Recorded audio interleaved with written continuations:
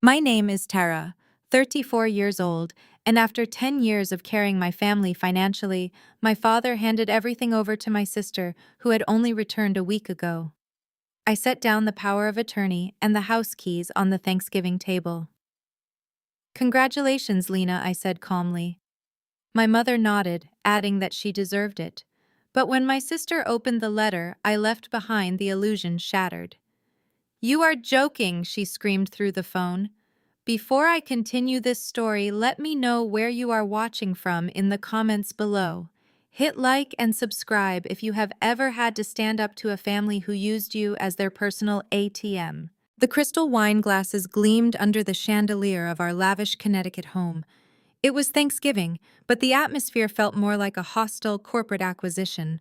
My father Thomas stood at the head of the long mahogany table. He cleared his throat, tapping his silver fork against his glass to command the room. I want to make a special announcement, he declared, puffing out his chest. He reached into his tailored suit jacket and proudly slid a thick stack of legal documents across the table. They landed directly in front of my younger sister Lena and her new husband Jamal. This is a fully executed power of attorney, Thomas announced, his voice booming with pride.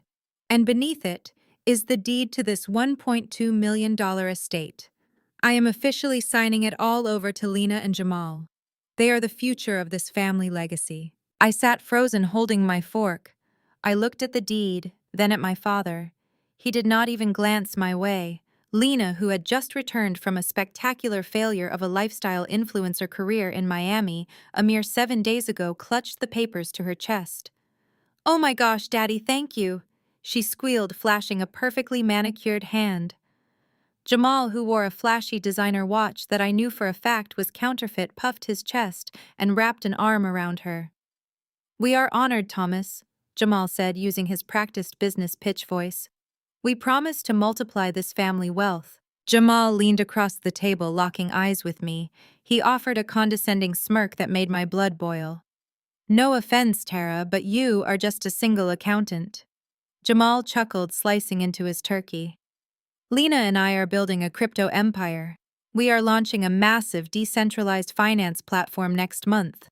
We need these hard assets to scale our operations and secure our seed funding. You understand business, right? You crunch numbers for a living." I carefully placed my fork down on my porcelain plate. "I am a senior partner in forensic accounting and wealth management, Jamal." I said, my voice dangerously even. "And I understand that leveraging a residential family deed for an unregistered crypto token is financial suicide." My mother, Catherine, slammed her wine glass down, spilling Pinot Noir on the white linen tablecloth. "Stop being so bitter and jealous, Tara." She snapped, her face flushing with sudden anger. "Your sister is finally settling down with a visionary entrepreneur. You should be supporting them, not tearing them down with your usual negativity." Speaking of support, Catherine continued, narrowing her eyes at me. "Since Jamal and Lena will be taking over the estate taxes and the new startup expenses, we expect you to continue paying your $4,000 monthly family contribution. In fact, given the current inflation, we need you to bump it to $5,000 starting next week." I stared at my mother, the audacity of her demand hanging heavily in the dining room. My monthly contribution, the money I had been transferring to her checking account every first of the month since I was 24 years old. "Let me get this straight," I said, refusing to break eye contact. "You are handing over the entire family estate to Lena, who just got back from partying on yachts in Miami for 5 years. You are giving Jamal, a man you met 3 months ago, total legal control over your finances. And you expect me to fund this arrangement while you call me a bitter spinster." Thomas slammed his fist on the table. "You owe us for the roof over your head. You owe us for your college tuition. We raised you." I did not raise my voice. I did not need to. "You drained my $60,000 college fund to buy Lena a Mercedes for her high school graduation," I stated coldly, listing the facts like I was reading an audit report. "I paid my own way through college, working night shifts, cleaning office buildings. I paid off your gambling debts, Dad. I paid off Mom's secret credit cards. I have funded this family facade of wealth for a decade." Lena rolled her eyes dramatically, waving the deed in the air. God, Tara, you are always playing the victim. We are the future of this family. Just pay your share and stop trying to ruin my Thanksgiving. I looked around the table at the people who were supposed to be my family. They looked back at me, not with love or gratitude, but with the cold calculation of parasites demanding their next meal. I did not cry. I did not scream. The anger that had been simmering inside me for years suddenly crystallized into absolute freezing clarity. I calmly opened my designer purse. I reached inside and pulled out a heavy ring of keys, dropping them onto the center of the table with a loud metallic clatter. I then pulled out a sealed white envelope and set it right next to the turkey. "Congratulations, Lena," I said, pushing my chair back and standing up. I smoothed the front of my wool dress. "You absolutely deserve this estate. And Jamal, you deserve every single thing that comes with that power of attorney. Good luck scaling your empire." My mother nodded, crossing her arms defensively. "She does deserve it. Now sit down and finish your dinner before you embarrass yourself further." "I am finished," I said. "With dinner and with this family." I turned on my heel and walked out of the dining room. I did not look back as my father yelled for me to return and act my age. I walked through the grand foyer, pulled open the heavy oak front door, and stepped out into the biting Connecticut cold. The freezing November air hit my face, but I had never felt more awake.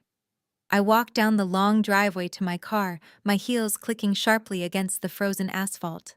I slid into the driver's seat, the leather cold against my back, and pressed the ignition button. The engine purred to life.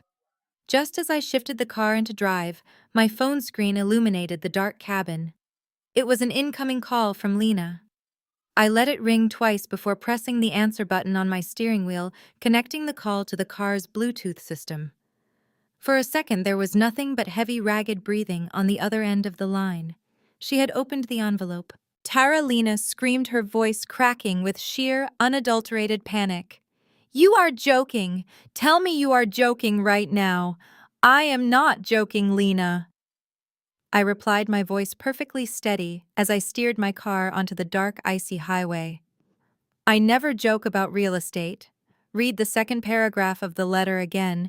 Read it out loud so your new husband can hear exactly what he just married into." I heard the rustling of thick paper over the speakerphone, followed by Lena taking a sharp, jagged breath. "It says the property is currently owned by a holding company called Ironclad Equities, LLC. She read, her voice pitching higher with every word. "It says Thomas and Catherine are merely month-to-month tenants. What is this, Tara? Dad just gave us the deed. I am holding it in my hand. He signed it over to us." "The piece of paper Dad handed you is a ceremonial prop," I explained, keeping my eyes fixed on the taillights ahead of me. "It holds absolutely zero legal weight. 3 years ago, while you were busy trying to become a lifestyle influencer in South Beach, Dad took out a secret second mortgage to cover his massive losses at the underground blackjack tables. He completely defaulted. The bank foreclosed on the house." "Liar!" my father bellowed in the background.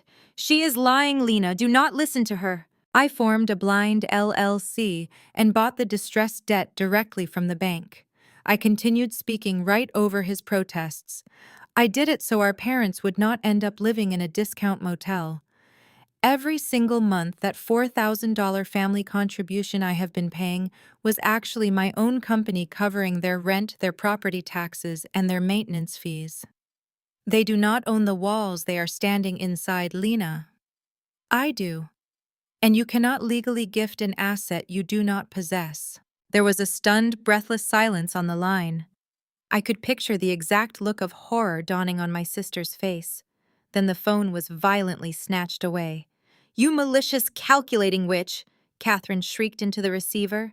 "You stole our house right out from under us. You tricked your own flesh and blood into thinking we still owned our home. You set us up to look like fools tonight. I saved you from the streets, Catherine." I shot back, my grip tightening slightly on the steering wheel.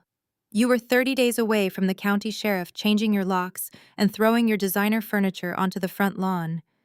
You should be thanking me on your knees for letting you maintain your precious country club facade." "I am your mother," she screamed. "You will transfer that LLC into Lena's name by tomorrow morning. Your sister is a newlywed. She needs collateral for Jamal's new business ventures." You are single. You do not need $1 million asset. You owe this family everything you have. Owe you. I laughed, a sharp, humorless sound that echoed in the quiet cabin of my car. Let us talk about what people owe. Let us talk about my $60,000 college fund, the one Grandma left specifically for my education. You drained every last cent of that account the week before my freshman year. You forged my signature on the withdrawal slips. We needed that money, Catherine snapped, not showing a single ounce of remorse. Lena was trying to build her personal brand. Miami is an expensive city. She had to network with high net worth individuals to secure her future. It was an investment in her potential. She is beautiful, Tara. She needed to be seen. An investment in bottle service and VIP cabanas, I said coldly. While Lena was networking with men who ultimately dumped her and left her bankrupt. I was working the graveyard shift. I scrubbed corporate toilets until 2 in the morning, then woke up at 6 to attend my accounting classes. I survived on instant noodles and pure spite while you funded her endless vacations. I paid my own way through sheer willpower. I owe you absolutely nothing. The phone fumbled again and a deep, aggressive voice took over. Listen to me very carefully, little girl. It was Jamal attempting to sound like a commanding corporate titan. I do not care what kind of shady shell game you think you are playing with these property deeds. I have a signed, notarized power of attorney from Thomas. I am taking over this family's financial estate right now. I will have my legal team freeze your LLC by noon tomorrow. We will drag your precious accounting firm into a court battle so ugly you will lose your professional license. You messed with the wrong entrepreneur. Are you finished, Jamal? I asked smoothly. I am just getting started, he sneered. You are way out of your league. You are not an entrepreneur, Jamal. You are a grifter with a Robin Hood account and a rented suit, but you made a critical, fatal error tonight. You were so blinded by greed, so eager to grab my father's assets, that you did not bother to have a real lawyer review that power of attorney before you signed it. Did you read page 4, section B? What are you talking about? He demanded, his bravado slipping just a fraction. Page 4, section B. Assumption of comprehensive liability. I recited the clause from memory. You see, Jamal, when you demand total financial control over an estate, you do not just get the perceived assets, you inherit the debts. Did Thomas happen to mention why he was so desperate to sign his financial autonomy over to you today? Silence hung heavy on the line. I will take that as a no. I continued, savoring the moment. For the last 5 years, Thomas has been running an off-the-books import business. He has been funneling cash through unregulated accounts to avoid the IRS. He failed. The federal government audited him last month. He was served with a notice of federal tax lien. He signed that power of attorney tonight because he thought he could use you and Lena as human shields. You are lying, Jamal said, but his voice was thin and shaking. He is a respected businessman. I am a forensic accountant. I do not lie about federal audits. I replied, my voice dropping to a whisper. By signing that document and officially accepting control of his estate, you and Lena just legally assumed full personal liability for his tax evasion. The IRS does not care about your fake crypto startup. They only care about recovering their money. Congratulations, Jamal. You just inherited a $1.5 million federal debt.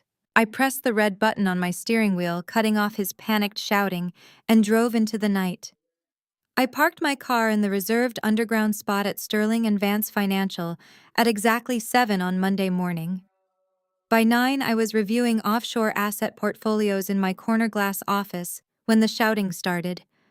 The heavy mahogany door to my suite was closed, but the sound of Jamal projecting his fake venture capitalist voice cut right through the soundproof glass. I need to speak with the managing director immediately, Jamal demanded, slapping his hand against the marble reception desk. You have a mid-level accountant here named Tara who is actively committing corporate fraud against my family estate. I am the legal executor, and I demand she be terminated and escorted off the premises before I involve my legal team. I watched through the glass blinds as Lena stood behind him, crossing her arms and looking down her nose at my receptionist. Lena was wearing a designer trench coat. I knew she could not afford playing the role of the distressed wealthy victim to perfection. "Tell your boss that Tara stole our house," Lena added loudly, ensuring the entire floor of analysts heard her. "We are not leaving until she is fired." Sarah, my receptionist, did not even blink. She calmly picked up her phone, pressed a single button, and looked directly at my glass office. I gave her a curt nod. "Right this way, Sir," Sarah said, stepping out from behind the desk. She led Jamal and Lena down the long hallway past rows of junior accountants who were openly staring. Jamal adjusted his tie, puffing out his chest, clearly anticipating a meeting with an old, gullible senior partner who would blindly take his side and fire me on the spot. Sarah opened my heavy mahogany door and stepped aside. Jamal strode in, opening his mouth to speak, but the words died in his throat. He stared at the massive marble desk, the panoramic view of the downtown skyline, and finally, the gold nameplate sitting perfectly centered on my desk. Tara Sterling, Senior Partner, Forensic Accounting and Wealth Management. Lena stopped dead in the doorway. Her jaw literally dropped as she took in the original artwork on the walls and the custom leather chairs. "You are not a mid-level accountant," Lena whispered, the realization hitting her like a physical blow. "You own the firm." "Half of it," I corrected smoothly, remaining seated and steepling my fingers. "The other half belongs to Vance, who is currently in Tokyo. Now, Jamal, you were screaming in my lobby about fraud and demanding to see the boss. I am the boss, so please state your business before I have you arrested for trespassing." Jamal recovered quickly, his arrogance overriding his shock. He marched up to my desk and slammed the crumpled power of attorney down on the marble. "I do not care whose name is on the door," he snarled, planting both hands on my desk and leaning forward. "This document gives me total legal control over your father's estate. That means I control the assets, the liabilities, and the property you fraudulently purchased through your little shell company. I am freezing your corporate accounts today. You are going to sign that house over to my crypto holding company, or I will report your LLC to the SEC for embezzlement." I did not flinch. Instead, I calmly reached for my wireless mouse. I clicked twice, opened a secure financial database, and turned my massive curved monitor around so it faced them directly. "Let us talk about your crypto holding company, Jamal," I said, my voice dropping to a deadly clinical tone. "Because while you spent the weekend celebrating your new stolen house, I spent Saturday morning running a deep forensic audit on your decentralized finance platform." Jamal went completely rigid. His eyes darted to the screen. "This is your liquidity pool." I continued, pointing to a graph that looked like a flat line. "You launched a token, hyped it up on social media, and convinced 50 amateur investors to give you their savings. But you never built a platform. You took their initial deposits and funneled them into a private wallet to pay for your rented suits, your fake designer watches, and the lease on that Miami condo Lena was so proud of." "That is a lie," Lena yelled, stepping forward. "Jamal is a visionary. His startup is valued at $3 million. His startup is a textbook Ponzi scheme." Lena, I fired back, not breaking eye contact with Jamal. "He has $82 of actual liquidity left in his corporate account. He used Dad's initial $60,000 investment to pay off his earliest angry investors. That is called wire fraud. He is officially bankrupt, and the moment his remaining investors try to cash out, he is going to federal prison. He did not marry you for love, Lena. He married you because he thought Dad was rich and he needed a bailout." Lena turned to look at her husband. Her face was ashen, her eyes searching his face for a denial. "Jamal, tell her she is lying," Lena pleaded, her voice trembling. "Tell her we have the money." Jamal refused to look at her. He was staring at my monitor, a bead of sweat rolling down his temple. He knew I had him entirely cornered. When the reality finally settled into Lena's brain, her sadness instantly vanished, replaced by an explosive, violent rage. She whipped her head back toward me, her eyes wild. "You ruined everything," she screamed. "You always ruin everything for me." Lena lunged across the wide expanse of my marble desk, her hands hooked like claws aiming directly for my face. I simply pushed my leather chair back smoothly out of reach. Before her hands could even graze my suit jacket, two broad-shouldered security guards, who had followed them in silently from the lobby, grabbed Lena by the arms. They yanked her backward, pinning her arms securely to her sides as she thrashed and shrieked. "Get your hands off my wife," Jamal yelled, taking a step toward the guards, but he stopped immediately when the taller guard placed a heavy hand on his chest, daring him to move closer. Right at that exact second, the sleek multi-line phone on my desk began to ring. The caller ID flashed my father's name. I reached out and tapped the speakerphone button. The room fell dead silent except for Lena's heavy, ragged breathing. "Tara." My father gasped. He sounded like he was hyperventilating, his voice tight and panicked. "What is wrong, Dad?" I asked coldly. I went to the ATM to get cash for coffee. He choked out his voice, escalating into a full-blown panic attack. My card declined. I called the bank. Tara, they froze everything. The checking account, the savings, the retirement fund. They said the IRS issued a catastrophic levy. They said they placed federal holds on Jamal and Lena's accounts too. They took it all, Tara. Every single penny is gone.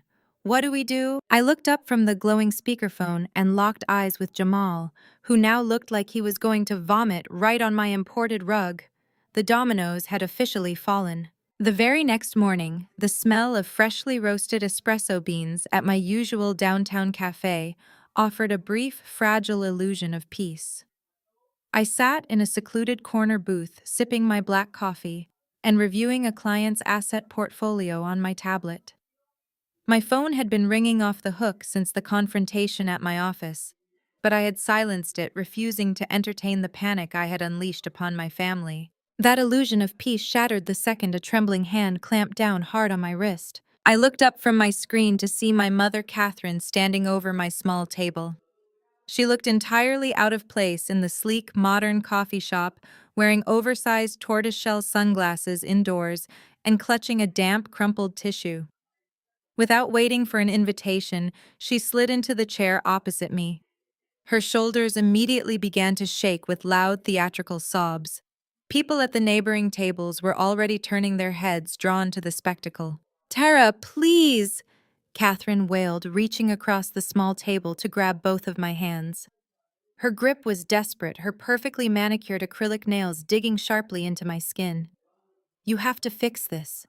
You have to call the IRS right now and tell them there was a massive mistake. Tell them you own the house and Thomas was just confused about the paperwork." I calmly but firmly pulled my hands out of her grasp. I picked up my coffee cup, taking a slow, measured sip. "I cannot call the federal government and claim responsibility for a $1.5 million tax evasion, Mom. That is called perjury. It carries a mandatory federal prison sentence. I am a licensed forensic accountant. I do not commit felonies to cover up Dad's illegal import business." Catherine dabbed at her dry eyes beneath the dark lenses of her sunglasses. "But they froze absolutely everything, Tara. Jamal's business accounts, Lena's checking accounts, even my grocery money is completely locked up. Lena has been crying on the bathroom floor for 12 straight hours. She is vomiting from the stress. You know exactly how delicate your sister's nervous system is. She is simply too fragile for federal court. She cannot handle men in dark suits asking her questions about money she does not understand. You have the wealth. You have the elite lawyers. Just write a check, pay the fines, and make this go away." I stared at the woman who gave birth to me. She was not asking me for a favor. She was demanding that I set my entire life and career on fire just to keep her golden child warm. "No," I stated flatly, closing my tablet and placing it in my leather briefcase. "I will not pay Thomas's hidden debts. I will not bail out Jamal's bankrupt Ponzi scheme. And I will certainly not commit a felony to protect a sister who stood in my office yesterday and tried to physically assault me." The crying stopped instantly. Catherine slowly lowered the damp tissue to the table. The fragile, heartbroken mother routine evaporated in a millisecond, replaced by a rigid, seething fury. She tore off her oversized sunglasses, her eyes narrowing into cold, venomous slits. "You ungrateful, selfish brat," Catherine hissed, her voice dropping an octave, losing all of its previous trembling vulnerability. "You were born to support this family. We gave you life. We put a roof over your head. We fed you. You owe us every single penny you have ever made. You think because you wear expensive tailored suits and sit in a corner glass office that you are somehow better than us. You are nothing without this family. You are just a bitter, jealous woman trying to punish your sister because she is beautiful and married. I owe you for the roof over my head, I repeated, leaning forward. The ambient noise of the coffee shop seemed to fade into a dull hum as I locked eyes with her. I reached back into my leather briefcase and pulled out a thick, spiral-bound ledger. I had brought it with me specifically to review on my commute, knowing this exact conversation was inevitable. I flipped it open to a yellow tab marked 2014 and spun it around so it faced her directly. Let us talk about exactly what I owe you, Mom, I said, my voice razor-sharp and steady. Do you recognize these specific account numbers? Because I certainly do. When I was 22 years old, fresh out of college, and working 80-hour weeks as a junior auditor, I could not understand why my credit score was in the low 500s. I could not even get approved for a basic studio apartment lease. Do you remember why my credit was destroyed? Catherine glanced down at the open ledger, her face turning a sickly shade of gray. I do not know what those documents are, she stammered, looking away toward the barista counter. You opened 5 different high-limit credit cards using my social security number, I said, tapping the exact dates on the page with my index finger. You maxed them out on luxury spa retreats, designer handbags, and first-class flights to Europe for you and Lena. You left me with $40,000 of high-interest consumer debt before I even received my first real corporate paycheck. I spent the next 4 years eating rice and beans, quietly paying off your secret shopping sprees so I would not face financial ruin before my career even started. I sacrificed my early 20s to protect you from going to federal prison for identity theft. Catherine's jaw tightened, her hands balling into tight fists on the cafe table. You lived in our house, she shot back, completely unrepentant, her narcissism shielding her from any actual guilt. It was the least you could do to contribute to our lifestyle. We needed to maintain appearances. Besides, Jamal is going to fix all of this anyway. You think you are so smart freezing us out, but Jamal is 10 times the business mind you will ever be. I let out a harsh, dry laugh. Jamal has $82 to his name, Mom. I showed Lena the bank statements yesterday. He is a fraud. He has absolutely nothing. He is securing a massive offshore loan this very morning, Catherine screamed, leaning over the table, her voice echoing off the cafe walls and silencing the room. He is finalizing a $3 million line of credit from a private investment firm in the Cayman Islands. He is using the Connecticut house equity as the primary collateral. He told us he just needs to verify the deed transfers and the funds will be released today. We will not need your pathetic charity ever again. I froze. The ambient noise of the coffee shop rushed back into my ears. My mind raced rapidly, processing the severe financial and legal implications of what my mother had just blurted out in her blind rage. Jamal did not legally own the Connecticut house. The forged power of attorney he held was entirely useless for transferring real estate that rightfully belonged to Ironclad Equities, LLC. But Jamal had the physical address. He had the fake ceremonial deed Thomas had printed out. And he had my father's signature. Mom, I said, my voice dropping to a deadly whisper. What exact investment firm is Jamal dealing with right now? Catherine smirked, crossing her arms, clearly believing she had just delivered a fatal blow to my ego. Grand Cayman Mutual. He is submitting the final digital paperwork from our home office right this second. You are going to look like an absolute fool when he pays off the IRS entirely and buys us a brand new mansion. She grabbed her sunglasses, shoved them aggressively onto her face, and stormed out of the coffee shop, leaving a trail of heavy, expensive perfume in her wake. I did not watch her leave. I grabbed my smartphone and immediately dialed my lead corporate attorney. Jamal was not just trying to get a desperate loan. He was submitting fraudulent ownership documents across international borders, actively impersonating the owner of my LLC's physical property to secure a multi-million-dollar wire transfer. He was actively committing international wire fraud. And because the residential property was legally tied to my corporate firm, he was dragging my entire professional portfolio into a massive federal crime. I stood up, leaving my coffee untouched on the table. Jamal was no longer just playing a pathetic shell game to impress my sister. He had just handed me the exact undeniable legal weapon I needed to destroy him completely. I ended the call with my corporate attorney and immediately dialed my property management liaison.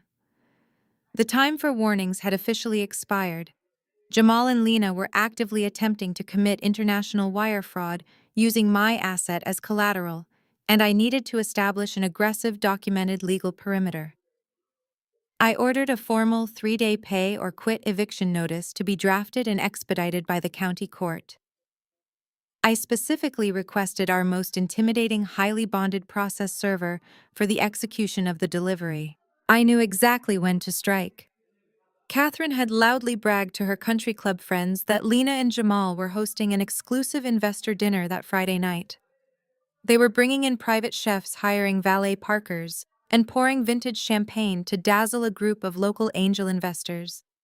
They desperately needed to project an image of effortless generational wealth to secure the final signatures for Jamal's fake crypto token liquidity pool.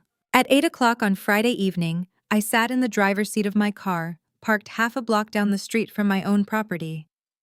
I opened my laptop and pulled up the live feed from the smart home security cameras I had installed months ago to protect my investment. The dining room feed loaded in crisp, high definition.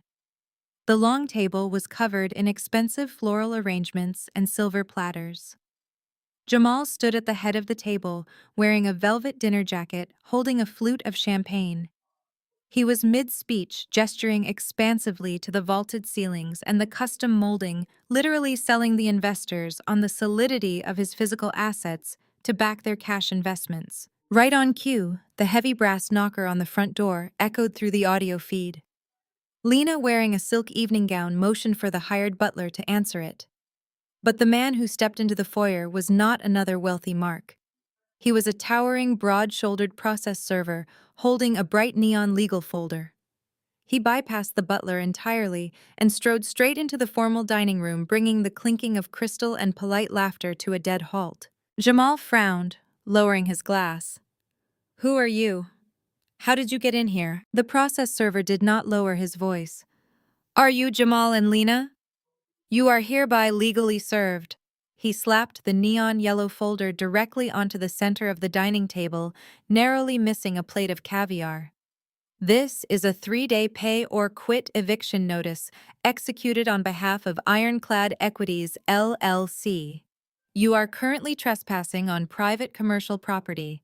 You have exactly 72 hours to vacate these premises or face forceful physical removal by the county sheriff's department."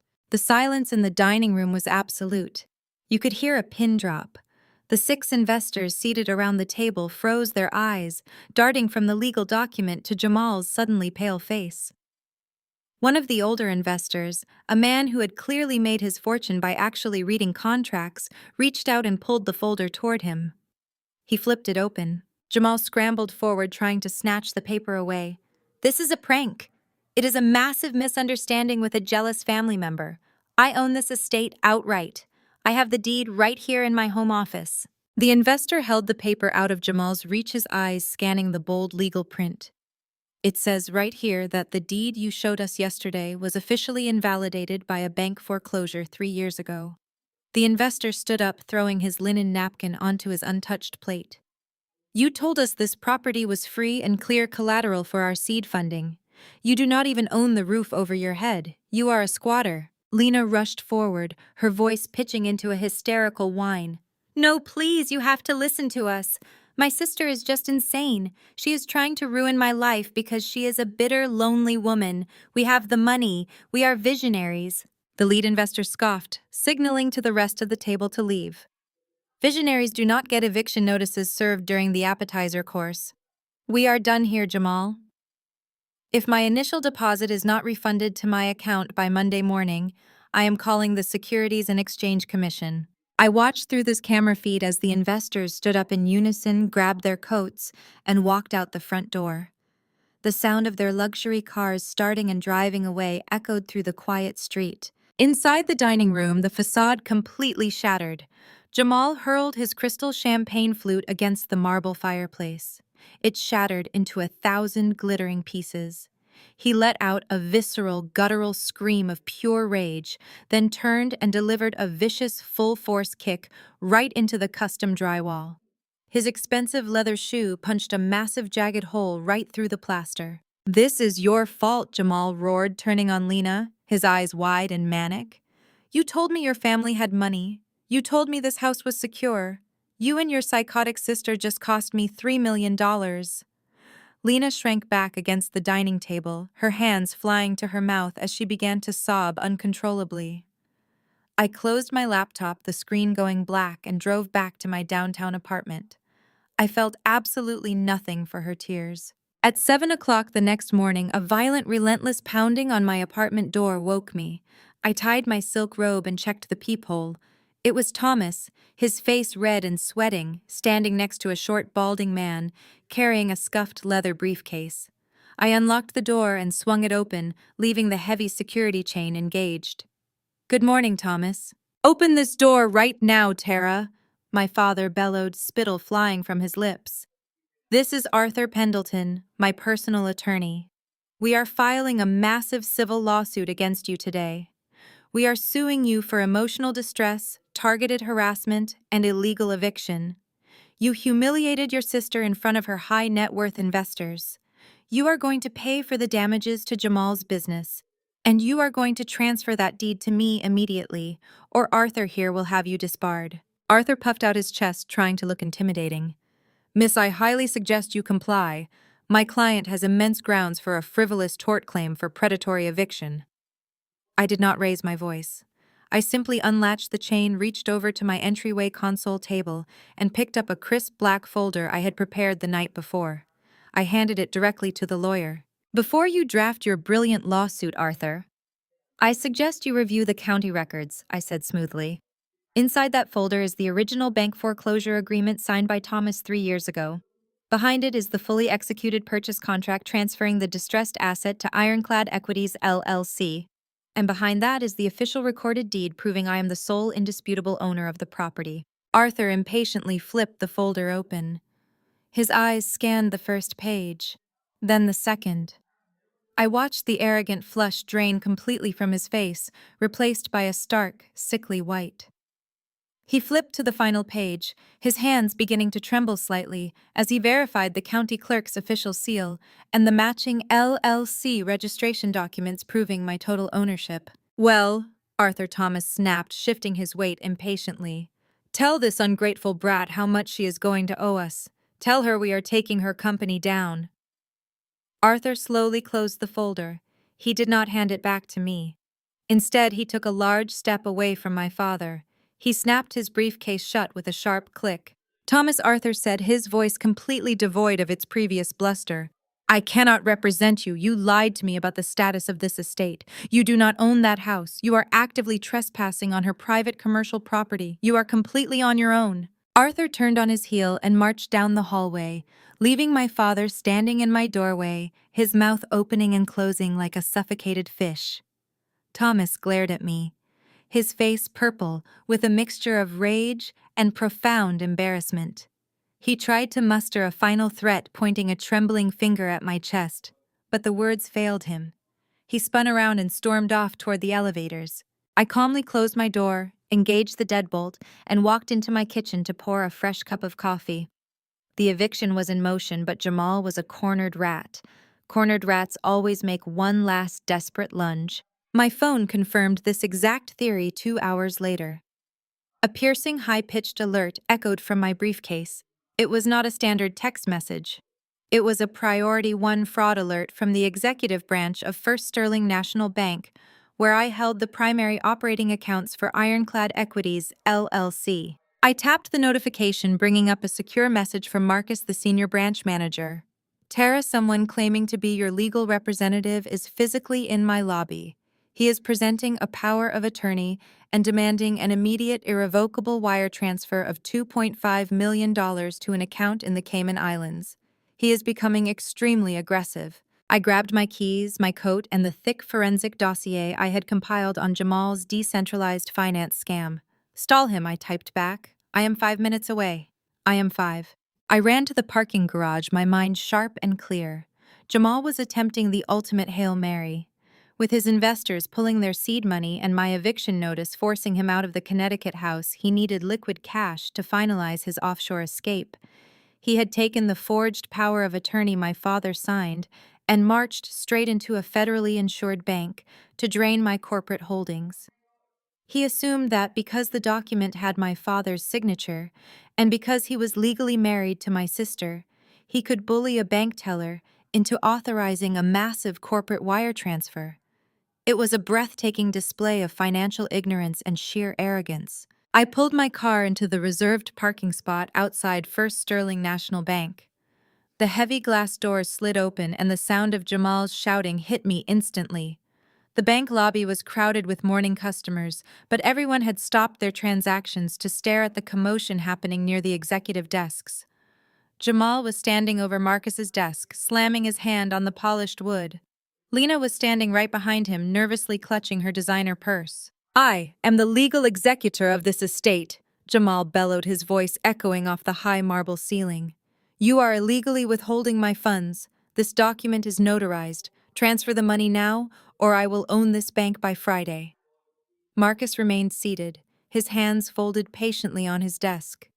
"Sir, as I have explained, this power of attorney applies to Thomas Sterling's personal assets. It does not grant you access to Ironclad Equities LLC, which is an independent corporate entity." I stepped through this crowd, my heels clicking sharply against the marble floor. "That is because Thomas Sterling does not own Ironclad Equities, Jamal," I said, my voice cutting through the lobby like a whip. "I do." Jamal whipped his head around.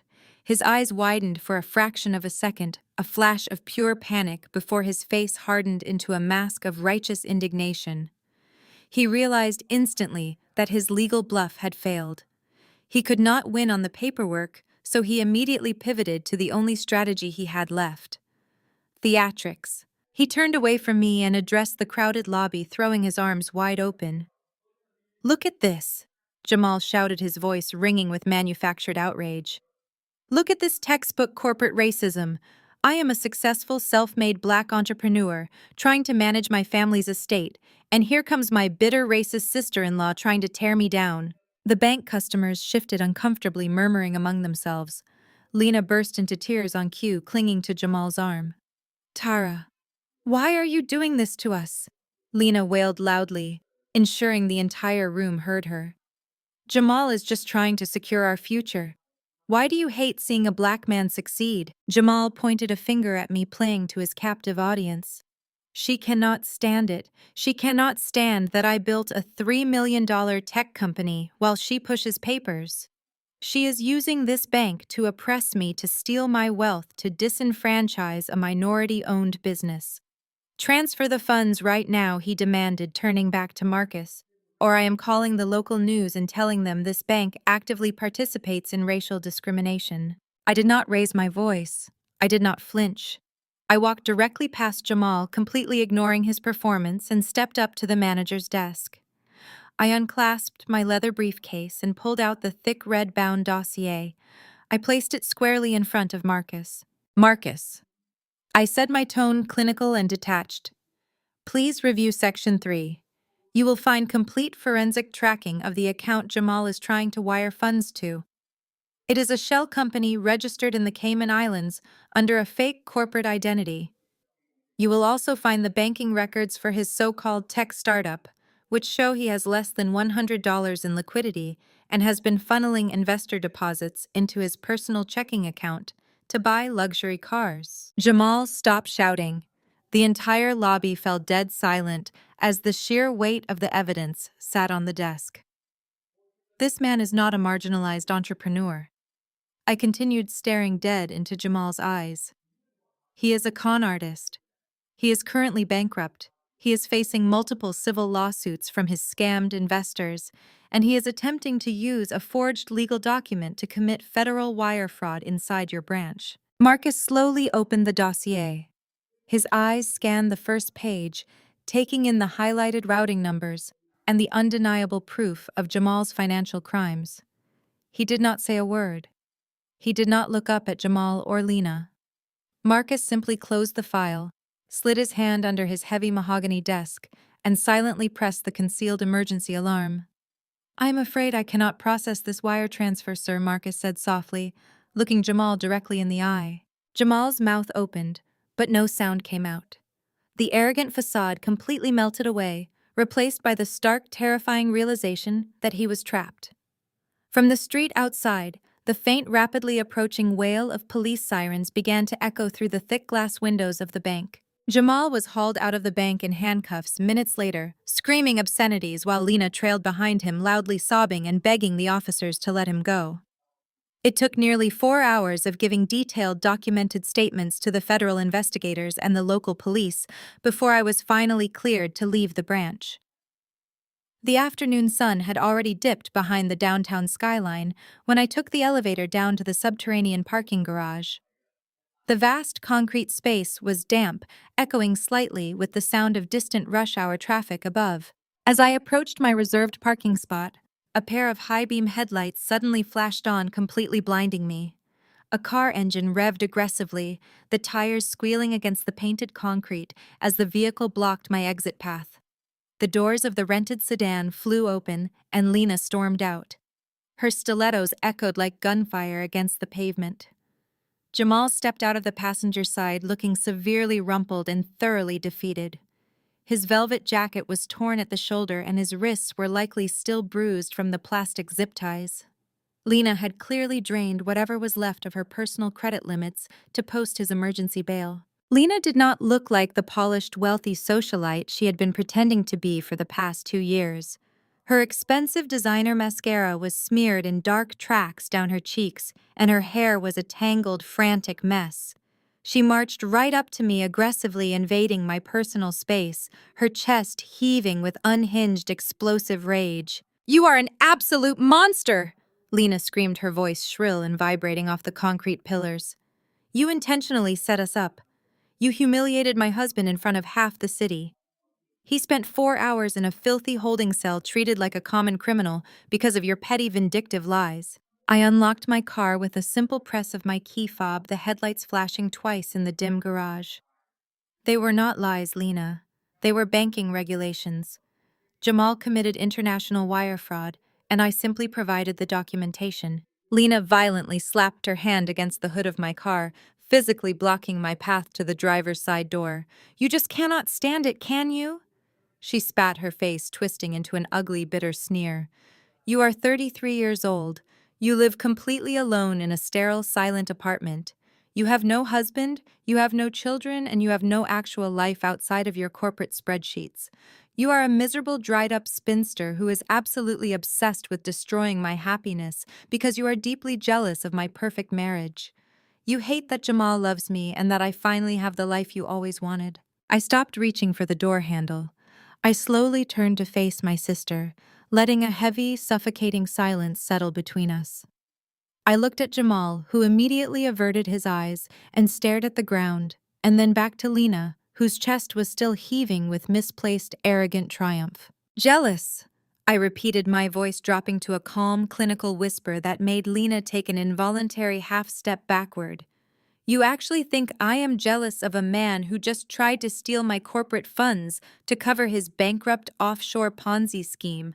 He is an entrepreneur!" Lena shrieked, doubling down on her delusion, her voice cracking. "He is a provider.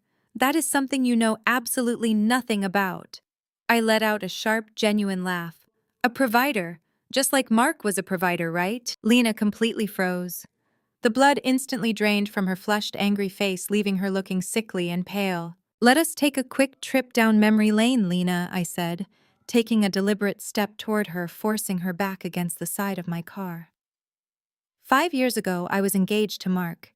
He was a rising star in investment banking. We had a venue booked, invitations mailed out, and a financial life planned. Then you decided my life looked a little too comfortable. You started showing up at his office unannounced. You started texting him late at night with fake emotional emergencies. You spent 6 months deliberately seducing my fiancé because you could not stand the thought of me being happy and secure while you were secretly maxing out Mom's credit cards. Jamal looked at Lena, his brow heavily furrowed in confusion. She had clearly never told her new husband that particular part of our family history. You stole him. I continued, my voice perfectly steady and completely devoid of the heartbreak I had processed and buried years ago. And what exactly happened next, Lena? 2 months after you convinced him to leave me, he convinced you to personally co-sign a massive commercial business loan. He took the cash, blew it on catastrophic investments, and immediately filed for bankruptcy, leaving you completely legally responsible for the entire debt. Mom and Dad had to take out a second mortgage on their house just to keep you out of civil court. Lena opened her mouth, her lips trembling furiously, but no sound came out. I am not jealous of you, Lena, I said, staring directly into her wide, panicked eyes. I am incredibly grateful to you. I really am. You showed me exactly who Mark was before I made the legal mistake of marrying him. You did not ruin my life. You took out the trash. And looking at Jamal right now, it seems you have a very consistent, unbroken habit of collecting garbage. Jamal bristled, taking an angry step forward, but Lena threw her arm back to stop him. The panic in her eyes vanished in a flash, instantly replaced by a cold, calculating smirk that mirrored our mother's perfectly. She reached into her expensive leather handbag and slowly pulled out a folded, heavily yellowed envelope. You think you are so invincible? Taralina said, her voice dropping to a smug, venomous tone that echoed softly in the garage. You think because your name is on the LLC that you hold all the winning cards. You love bringing up the past. So let us talk about the past. Let us talk about where your precious accounting firm actually started. She unfolded the brittle paper. The faded legal seal at the top caught the dim overhead lighting. You built ironclad equities, using the $200,000 inheritance. Grandma left you when she died, Lena said, waving the document directly in front of my face. That was the seed money that launched your entire pristine empire. But Grandma was old. She was highly confused, and Mom found this hidden in her safety deposit box last week. I stared at the yellowed paper, my stomach giving a sudden, deeply uneasy lurch. This is Grandma's original handwritten will. Lena smirked, her eyes gleaming with raw, malicious joy. The one signed exactly 3 days before the typed version you submitted to probate. And right here in her own handwriting, she leaves that exact $200,000 entirely to me. You built your entire company on stolen money, Tara, and I am going to use this to take every single piece of it back. I did not even glance at the crumpled yellow paper trembling in my sister's hand. I simply stepped around her, got into my car, and told her to bring her newly discovered evidence to the formal family gathering our father had already summoned for Sunday afternoon. If they wanted to declare war over our grandmother's estate, they were going to do it in front of a live audience. 48 hours later, I sat at the far end of the sprawling mahogany dining table inside my parents' Fairfield estate. The room was packed. Aunt Martha, Uncle George, and half a dozen cousins sat in uncomfortable silence, their eyes darting between me and my father. Thomas stood at the head of the table, flanked by Catherine, Lena, and Jamal. The fake vintage document lay flat in the center of the table like a loaded weapon. This family has tolerated your arrogance for far too long, Thomas announced, addressing the room but glaring directly at me. We have uncovered the absolute truth. The $200,000 your grandmother left behind was never intended for your corporate ventures. She explicitly left that seed money to Lena. You manipulated the probate court, stole your sister's future, and built a massive financial empire on stolen funds. Lena dabbed her eyes with a lace handkerchief, leaning heavily against Jamal's arm. I just want what is fair. Lena sniffled loudly. I have suffered so much, and Tara just took everything from me. Thomas slapped his hand flat against the mahogany table. We are giving you exactly one chance to make this right without going to federal court, Tara. You will authorize a wire transfer of $5 million to Lena and Jamal by tomorrow morning. That covers the original inheritance plus the compounded equity of your firm. If you refuse, we will present this original will to a judge. We will have your LLC seized, and you will be completely excommunicated from this family forever. You will leave this house with absolutely nothing." The extended family gasped collectively. Aunt Martha clutched her pearl necklace, looking at me with deep disappointment. My mother crossed her arms, a triumphant, vindictive smirk playing on her lips. They had completely cornered me, or so they thought. I remained entirely seated. I reached into my tailored suit jacket, pulled out my reading glasses, and slipped them on. I extended my hand, palm up. "Let me see the document," I requested calmly. Thomas sneered, snatching the yellowed paper from the table and shoving it into my hand. "Read it and weep," he snapped. "It is her exact handwriting on the fillable template. It is legally binding." I held the document up to the light of the crystal chandelier. The edges were artificially frayed, and the paper carried a very faint, distinct aroma of Earl Grey tea, a classic amateur trick to artificially age standard printer paper. But the physical condition of the paper was the least of their problems. I scanned the text for exactly 60 seconds, letting the oppressive silence in the dining room stretch until it was practically suffocating. Then I placed the document gently back onto the table and took off my glasses. "You are right about one thing, Thomas," I said, my voice echoing clearly off the high ceilings. "This is a standard printed legal template with handwritten fill in the blank sections. However, you clearly did not consult a forensic typographer before you decided to commit probate fraud." Lena's smug expression instantly faltered. "What are you talking about?" she demanded, her voice losing its manufactured sorrow.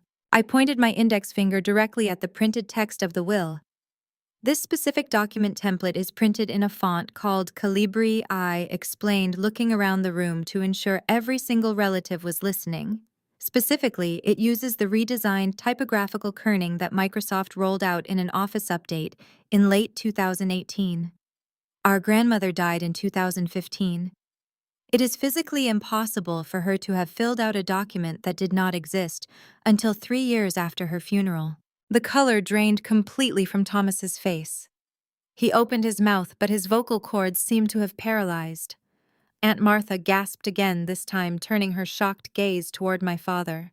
"But that is just a careless formatting error." I continued smoothly, refusing to give them an inch of breathing room. I flipped the yellowed document over, revealing the back page where a bright red notary seal was stamped heavily onto the paper. "The real tragedy of this forgery is your choice of notary," I said, tapping the red ink. "I ran a quick background check on this seal last night after Lena ambushed me in the parking garage. The stamp belongs to a man named Marcus Vance. Marcus happens to be Jamal's first cousin." Jamal physically recoiled, bumping into the dining room wall as if he had been shoved. "Marcus Vance had his notary license permanently revoked by the state in early 2018 after he was caught falsifying vehicle titles," I stated, my tone cold and surgical. "He does not have the legal authority to notarize a grocery list, let alone a last will and testament." I stood up, sliding my chair back.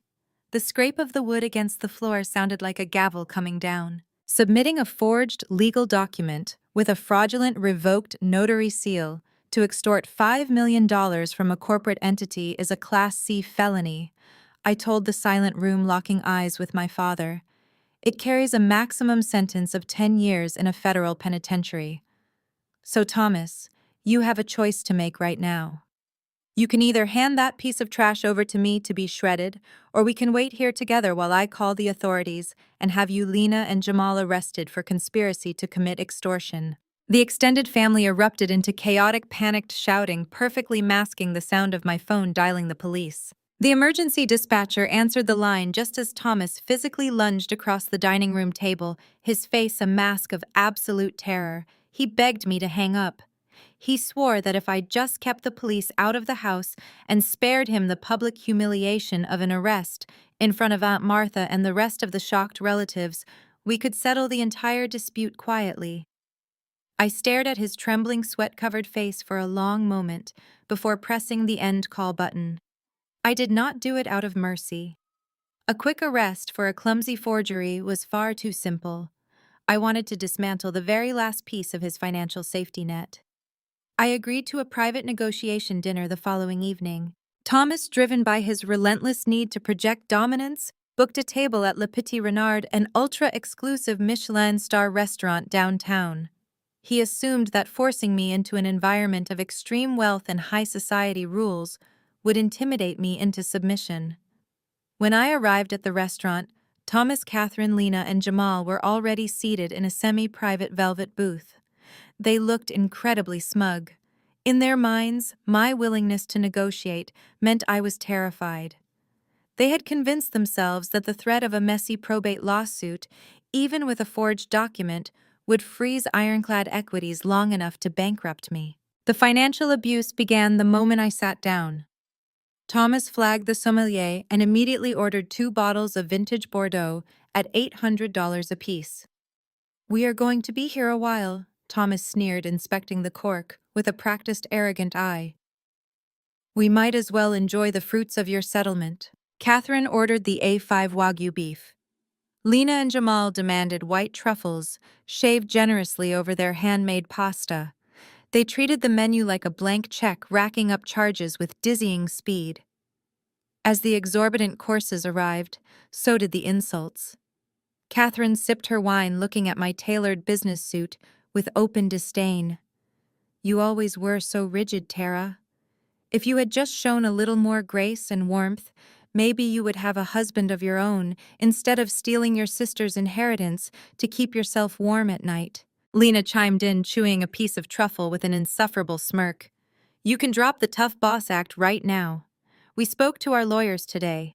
Even with a fake notary stamp dragging your LLC through years of probate litigation, we'll freeze your corporate accounts. Your business will go bankrupt in 6 months. You are going to pay us the $5 million, or we destroy Ironclad entirely." The waiter approached, holding a sleek black leather folder. He placed it softly on the table. The bill came to exactly $3,270. Thomas barely glanced at the receipt. He placed his hand flat on the leather folder and slid it directly across the linen tablecloth until it hit my water glass. "Pay up, kid," Thomas said, leaning back with a highly satisfied smirk. "Consider it the first installment of your debt to this family." I did not argue. I did not blink. I simply opened my purse, pulled out a sleek, heavy titanium credit card, and placed it perfectly in the center of the leather folder.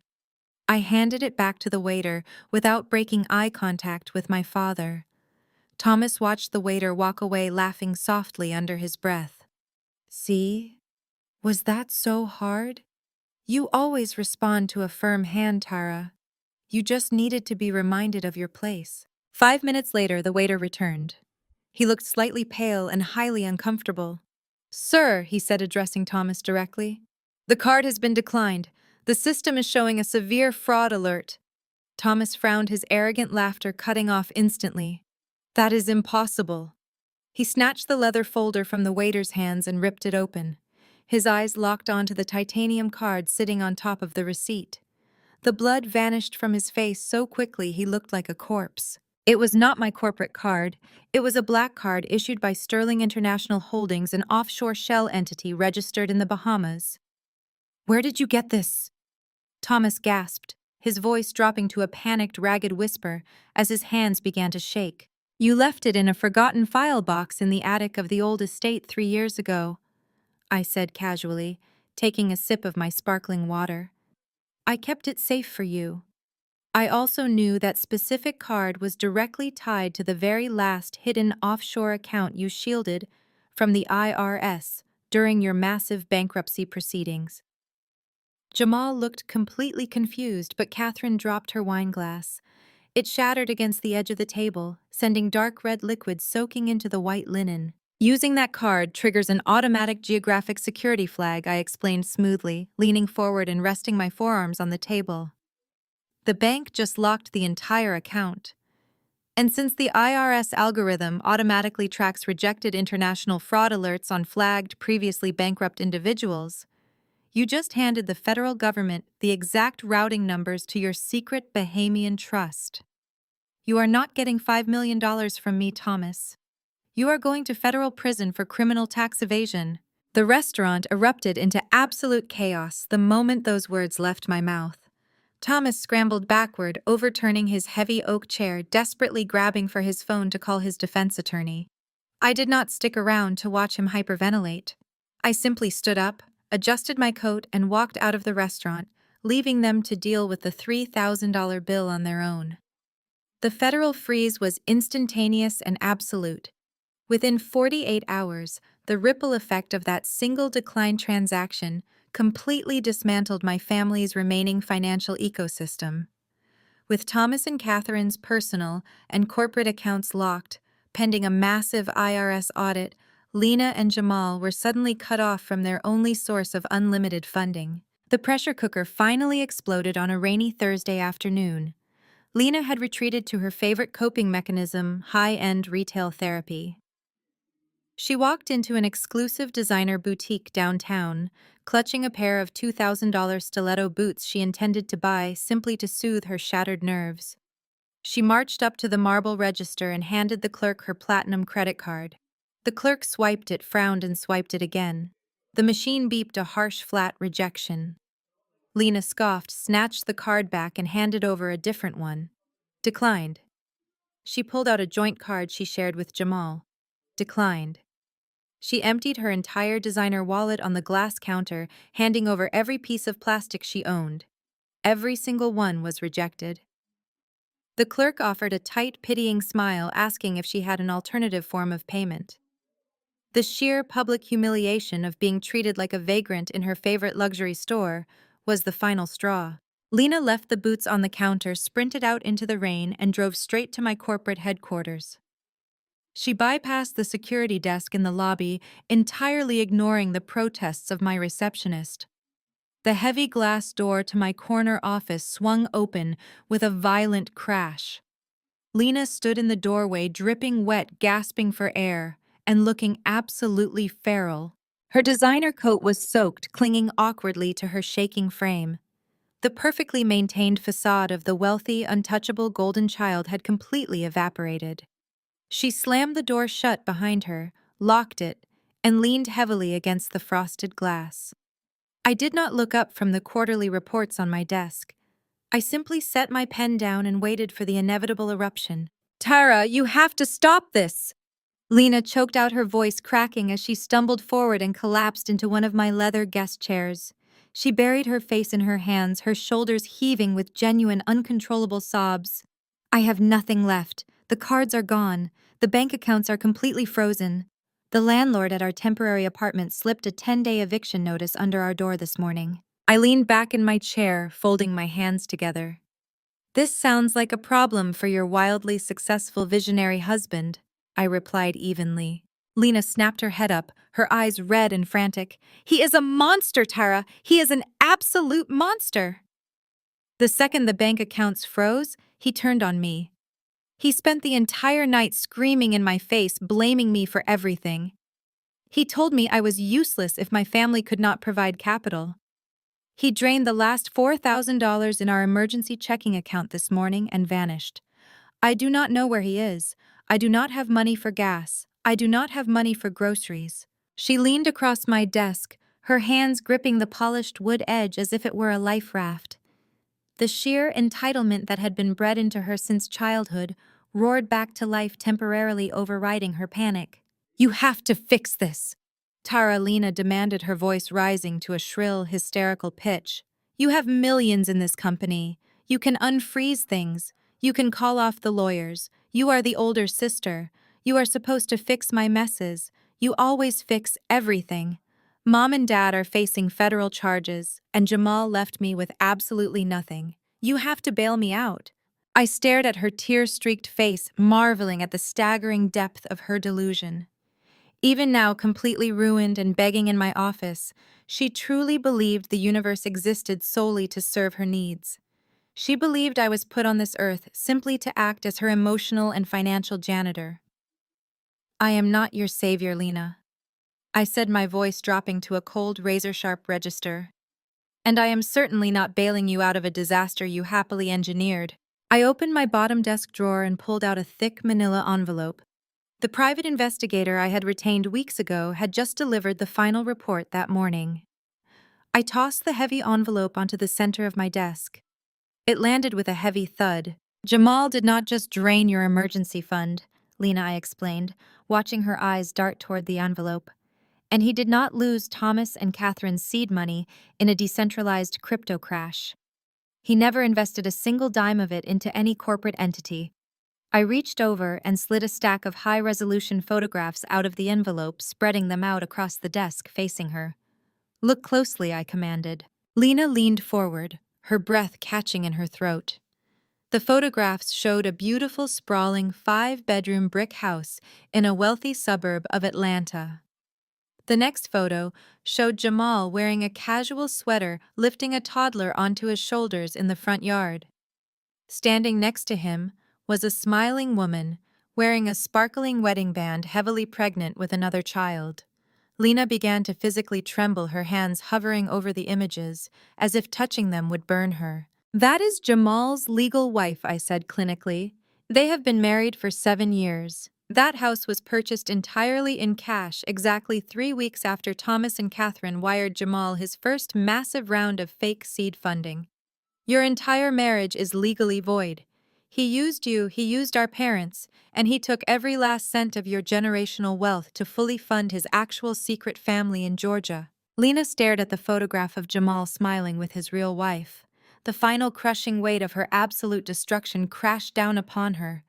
She opened her mouth, closed her eyes, and let out a blood-curdling, agonizing scream that rattled the glass walls of my office. I watched impassively as my building security gently but firmly escorted a hysterical Lena through the glass double doors of my executive suite. Her blood-curdling screams echoed down the marble corridor, slowly fading into a pathetic, broken wail as she was forced into the elevator. I did not feel a single ounce of pity. I returned to my quarterly reports, my pulse perfectly steady, the toxic residue of my sister's entitlement wiped clean from my environment. By the time I finally closed my laptop, packed my briefcase, and headed home, it was well past midnight. The city was dead quiet, the streets slick and gleaming with the remnants of a heavy, relentless afternoon rain. I pulled my car into the secluded gated driveway of my townhouse, the headlights cutting through the thick darkness and illuminating the wet brick walls. I shifted into park, the engine purring softly, and reached into the passenger seat for my belongings. A sudden violent thud against the driver's side window made me flinch. I snapped my head up. Jamal was standing mere inches from the glass, his face twisted into a mask of pure, unadulterated menace. The charismatic, smooth-talking tech entrepreneur was entirely gone. His expensive velvet aesthetic was replaced by a dark, soaking wet hoodie. His eyes were wide, feral, and completely bloodshot. He slammed his fist against the reinforced glass a second time, the impact vibrating heavily through the door panel. I kept the deadbolts engaged, my hand resting calmly on the steering wheel. I rolled the window down exactly 1 inch, just enough to let the freezing night air and his voice filter inside. "You think you are so incredibly clever," Tara Jamal hissed, his breath fogging the chilly glass. "You think you can just burn my entire life to the ground, expose my private business to my unstable wife, and walk away clean?" I did not flinch. "Your private business was defrauding my parents out of millions to fund your secret Atlanta family." "Jamal," I replied, my voice completely devoid of emotion, "that is not a business. That is a federal crime. And Lena had every right to know exactly who she married." Jamal let out a harsh, guttural laugh. He grabbed the top of the window frame, his knuckles turning white as he aggressively tried to force the glass down manually. It did not budge. "I am not playing your little corporate games anymore," he snarled, leaning his face so close to the gap I could smell the sharp, sour stench of stale alcohol on his breath. "You are going to fix this tonight. I need capital, and I need it immediately before the feds dig any deeper into those Cayman routing numbers. You are going to sign the deed to the Connecticut estate over to me right now. I have the transfer papers right here in my jacket. You will sign them, and you will authorize a clean, untraceable wire for $1 million to a new offshore account I specify." "And if I refuse?" I asked, staring blankly at his desperate, sweating face. "If you refuse, I will smash this window, drag you out by your hair, and make sure you never walk into a boardroom again." Jamal spat spittle flying against the glass. You are the older sister. You are supposed to fix Lena's messes, and right now I am her biggest mess. But if physical motivation is not enough for you, let us talk about your pristine career. I have already drafted comprehensive whistleblower complaints to the Securities and Exchange Commission. I have fabricated digital ledgers showing you embezzling client funds from ironclad equities to finance illicit offshore accounts. I will flood the federal agencies with so much manufactured anonymous evidence that your corporate assets will be frozen for a decade. Your reputation will be completely annihilated before you can even hire a defense attorney. Sign the house over Tara. You owe this family. I stared at him, letting his desperate, pathetic threats hang in the cold, damp air. I did not reach for my pen. I did not tremble. I refused to be his savior, and I refused to be his victim. Instead, I calmly reached up and tapped the rearview mirror mounting bracket. Do you see that tiny, blinking red light, Jamal? I asked, keeping my tone light and entirely conversational. Jamal paused, his heavy breathing hitching. His eyes darted to the mirror. The red LED pulsed steadily in the dark interior of the car.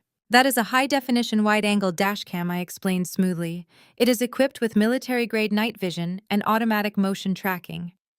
And this, I continued, tapping the lapel of my suit jacket, where a microscopic matte black pin was attached, is a high-fidelity, omnidirectional microphone.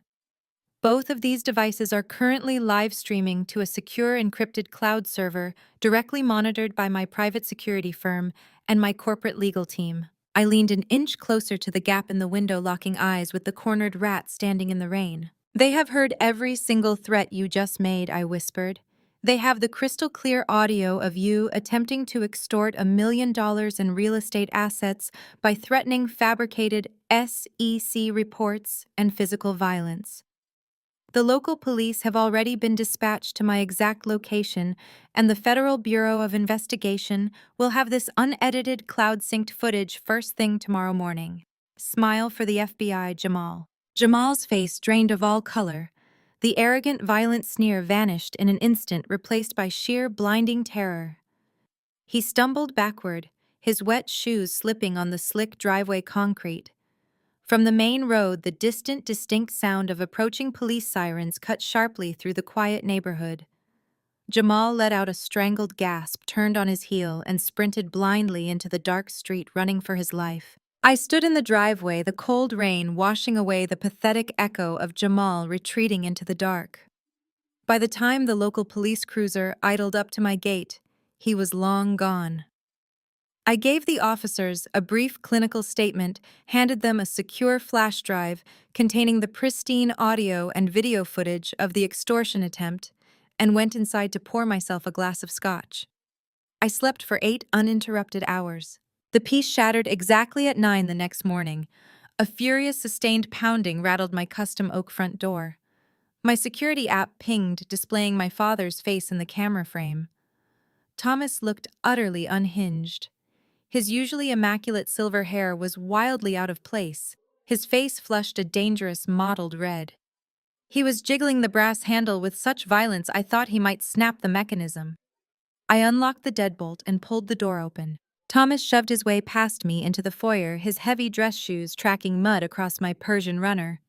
He did not pause to catch his breath. "You completely destroyed this family, Tara!" He roared, his voice echoing off the high ceiling of my entryway. His hands were curled into tight fists at his sides. "I just spent the entire night dealing with hysterical phone calls from Lena and federal agents knocking on my front door. You provoked Jamal. You pushed him into a corner until he lashed out." I closed the front door softly, leaning against the solid wood. "I exposed a con artist who stole your generational wealth, Thomas. I did you a favor." "A favor," he scoffed, his face contorting with a sickening blend of panic and misplaced rage. "You drove away the only son-in-law who actually respected this family. You shattered your sister's marriage just to prove a point. Jamal may have made some financial missteps, but he was family. He was managing our assets. You humiliated him so deeply that he abandoned his pregnant wife and fled the state. We are completely broke because of your vindictive corporate games. The IRS is seizing my accounts, and it is entirely your fault for digging into that offshore card. You committed tax evasion, I replied, my voice dangerously level. You committed federal crimes. I did what I had to do to maintain our lifestyle. Thomas bellowed, stepping aggressively into my personal space. And you ruined it. You have always been a vicious, ungrateful child. We gave you everything. We clothed you. We fed you. You owe us for the roof over your head and the food on your plate. You owe your entire existence to my hard work. I did not flinch. I did not back away.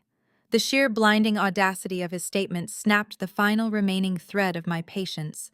I turned on my heel, walked purposefully into my adjacent home office, and went straight to the locked fireproof filing cabinet in the corner. I punched in the keypad code, yanked the heavy metal drawer open, and pulled out a thick black leather binder. I walked back into the foyer and slammed the heavy ledger down onto the glass entryway table with a cracking thud that made Thomas physically jump. I owe you nothing, I stated, my voice dropping to a lethal freezing calm. I opened the binder and flipped violently past the first dozen pages, stopping at a series of yellowed bank transfers and legal settlement documents dated 10 years ago. Look at it, I commanded, tapping my index finger against the bold black ink. Look at the date, Thomas. I was 24 years old. I was working 90-hour weeks at a boutique investment firm, sleeping on a mattress on the floor of a studio apartment, eating cheap ramen noodles to save every dime I earned. Thomas stared down at the documents, the anger draining from his face as recognition set in. His jaw slackened. That is a cashier's check for exactly $100,000. I continued, my words hitting him like physical blows. That is the exact amount you owed to an illegal underground sports betting syndicate in Atlantic City. They were going to break your legs, and then the federal prosecutors were going to send you to a minimum security prison for wire fraud. I emptied my entire life savings. I liquidated my starter retirement accounts. I paid your debt, I silenced the bookies, and I saved you from a federal indictment. He opened his mouth to speak, but I slammed my hand flat against the ledger, cutting him off. And what did you do the very next week, Thomas? I demanded, stepping closer until I could see the sweat forming on his brow. You bought Lena a $40,000 purebred show horse for her college graduation. You took the money I bled for the money that saved your life, and you used your newly cleared credit line to buy your golden child a pet. You never paid me back a single cent. You never even said thank you. Thomas backed away from the table, his breathing shallow and rapid. The undeniable documented proof of his own parasitic nature laid bare in front of him stripped away his arrogant facade. He was cornered, and like any cornered animal, he lashed out with the only weapon he thought he had left. You think this proves anything? He stammered, his voice climbing back to a desperate shout. You think keeping receipts makes you untouchable? You are a monster, Tara. You are cold and ruthless, and the world needs to know exactly how you treat your own blood.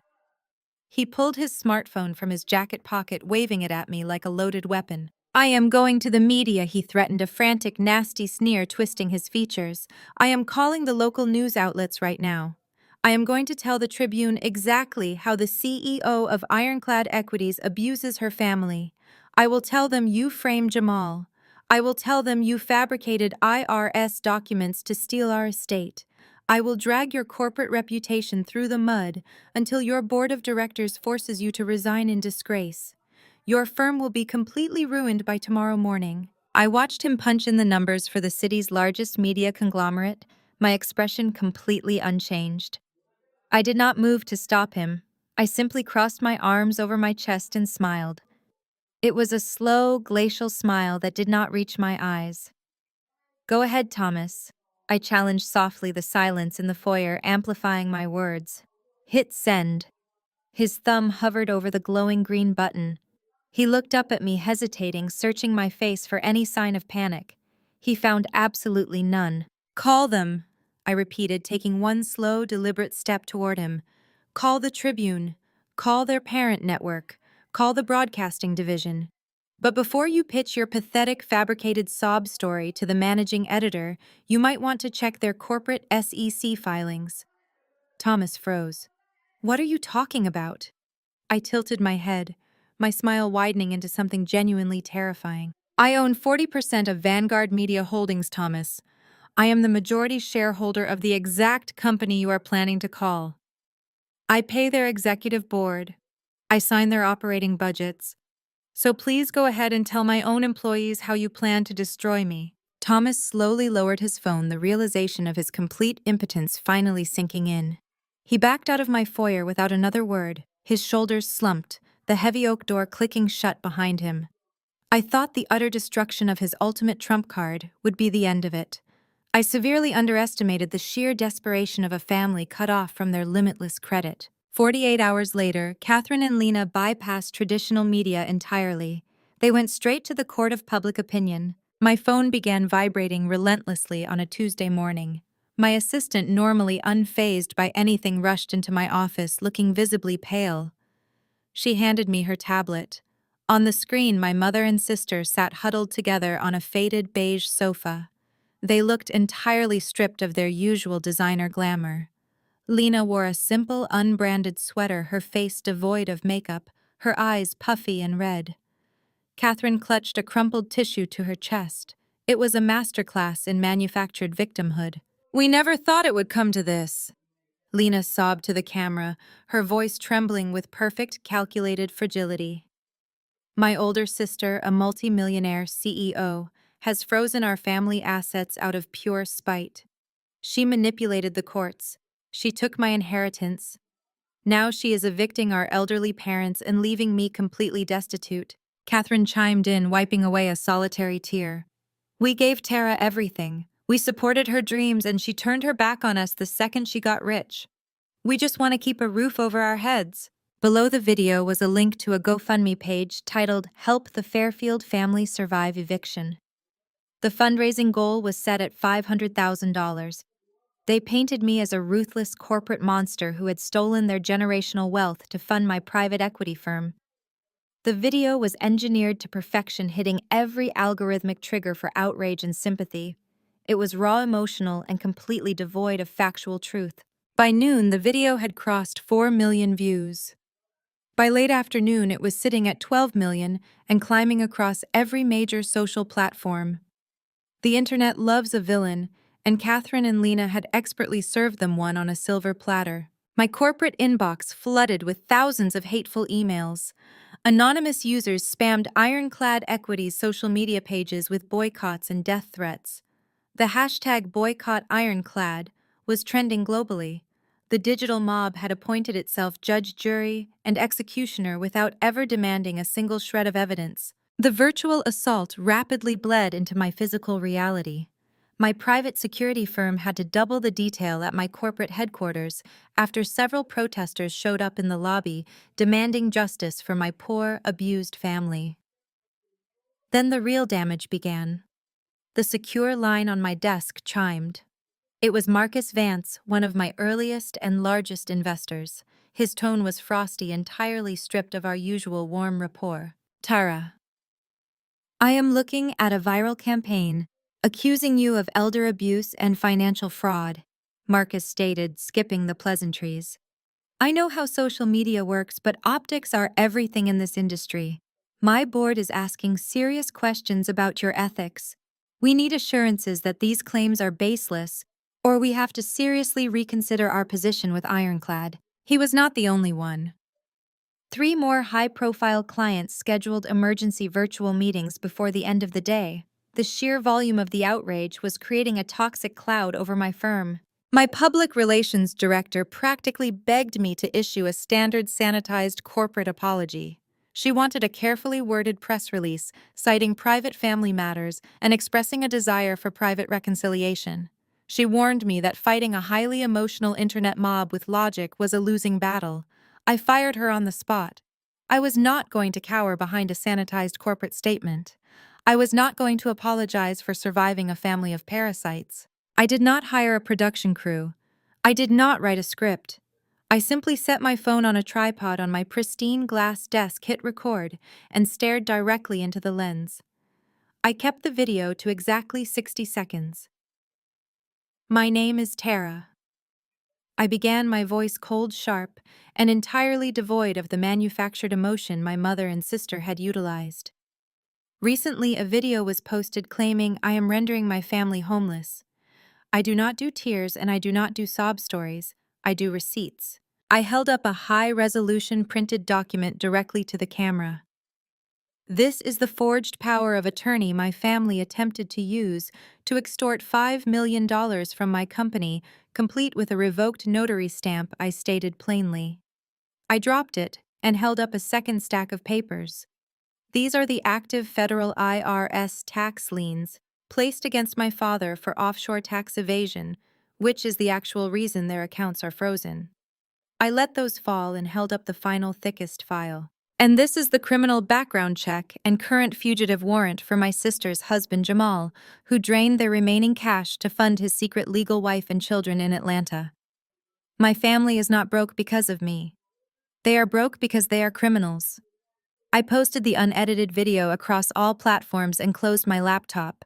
It took less than an hour for the internet to completely pivot. True crime sleuths and amateur investigators verified the public IRS liens and Jamal's outstanding warrants within minutes. The comment sections reversed like a massive tidal wave. The GoFundMe page was instantly flagged for fraud and permanently suspended by the platform.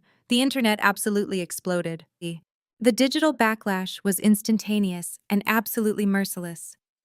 Within minutes of my video going live, the court of public opinion violently reversed its verdict. The very same amateur internet detectives who had spammed my corporate inbox with death threats were now tearing my family apart with surgical precision. They pulled up the public court records. They found Jamal's mugshots. They circulated the federal tax lien documents I had displayed, analyzing every single line of my father's financial ruin.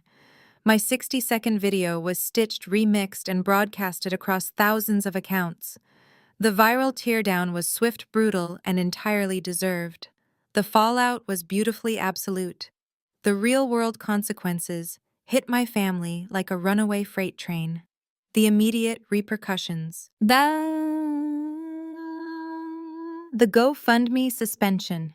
The crowdfunding platform officially confirmed the suspension of the Fairfield family campaign, permanently freezing the account and launching a fraud investigation into Catherine and Lena for soliciting funds under false pretenses. The social exile. By Thursday afternoon, the Fairfield name was completely radioactive. Their prestigious country club revoked their membership, citing a strict violation of their moral conduct clause. The suburban blacklist. Lena's wealthy, image-obsessed friends blocked her number and unfollowed her on every social platform, terrified of being publicly associated with a viral scam artist. The professional ruin. Thomas lost his final lingering consultancy contracts. His so-called loyal business associates vanished into thin air, refusing to answer his desperate calls. I watched the empire of lies they had built over 3 decades burn to ash in a matter of hours. I felt zero guilt. I went back to running my firm, my reputation completely exonerated, and my investor confidence fully restored. The quiet lasted exactly 3 days. On Friday night, a torrential downpour slammed into the city, flooding the streets and plunging temperatures down to near freezing. I was sitting in my living room reviewing quarterly projections when my security gate intercom chimed loudly. I tapped the camera feed on my tablet. Catherine was standing outside the heavy iron gate, completely soaked, her expensive trench coat plastered to her shivering frame. She was alone.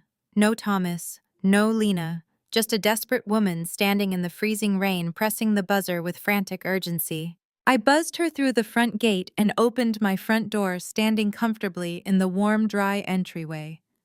Catherine stumbled up the stone steps, her expensive makeup running down her face in dark, muddy tracks.